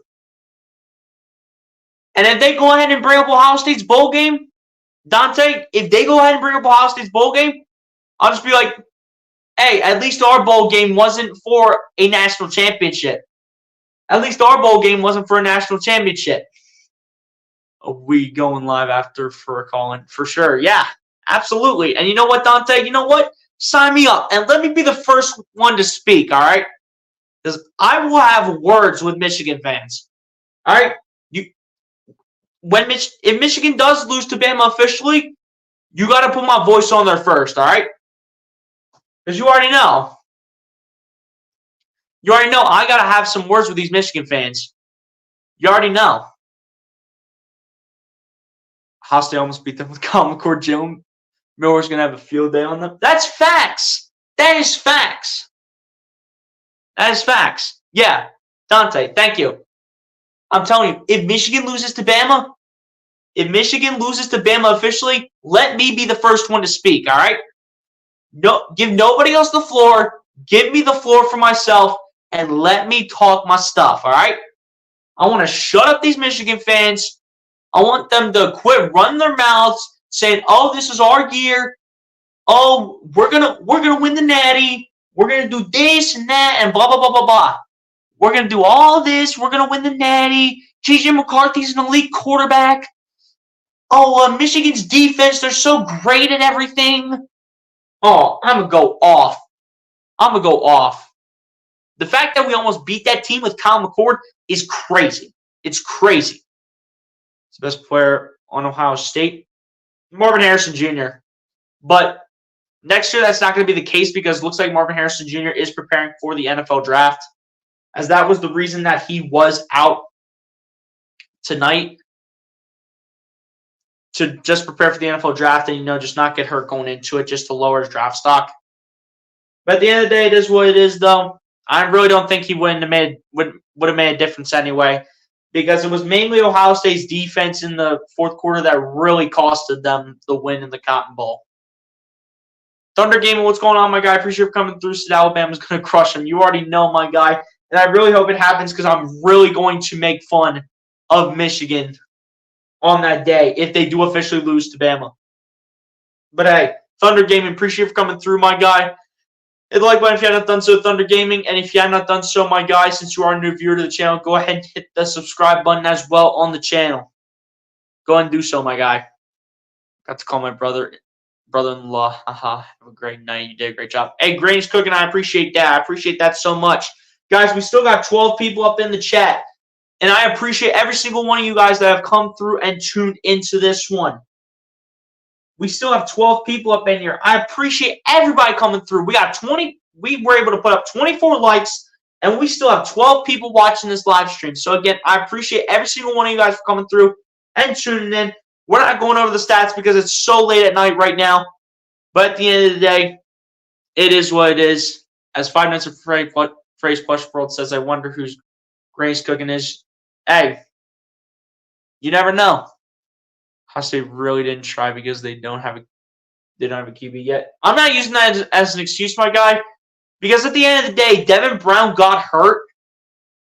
Though, and then you had to have a true freshman come in who only had 5 offensive snaps coming into this game in the Cotton Bowl against this Missouri defense, which is no joke. But at the end of the day, I'm not using the quarterback situation as excuses. The only one that I can really talk to about losing to Missouri, it's Ryan Day. It's the same guy. It's the same guy who pretty much cost us the loss to Michigan. It's pretty much the same guy. It's the same dude.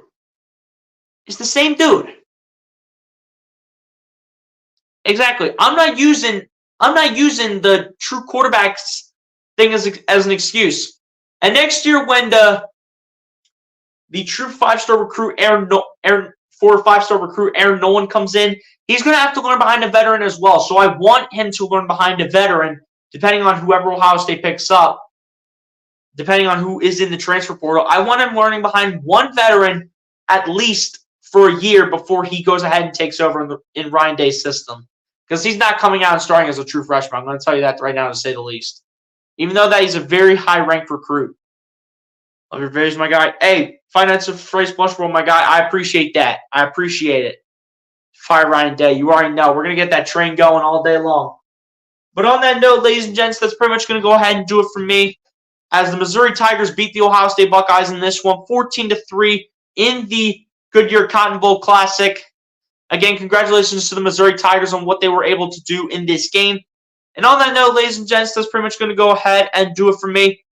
Be sure to like and subscribe if you guys have not done so, ladies and gentlemen. And I'll talk to you guys on the next one. Peace, everybody. Have a good night, y'all. God bless and peace.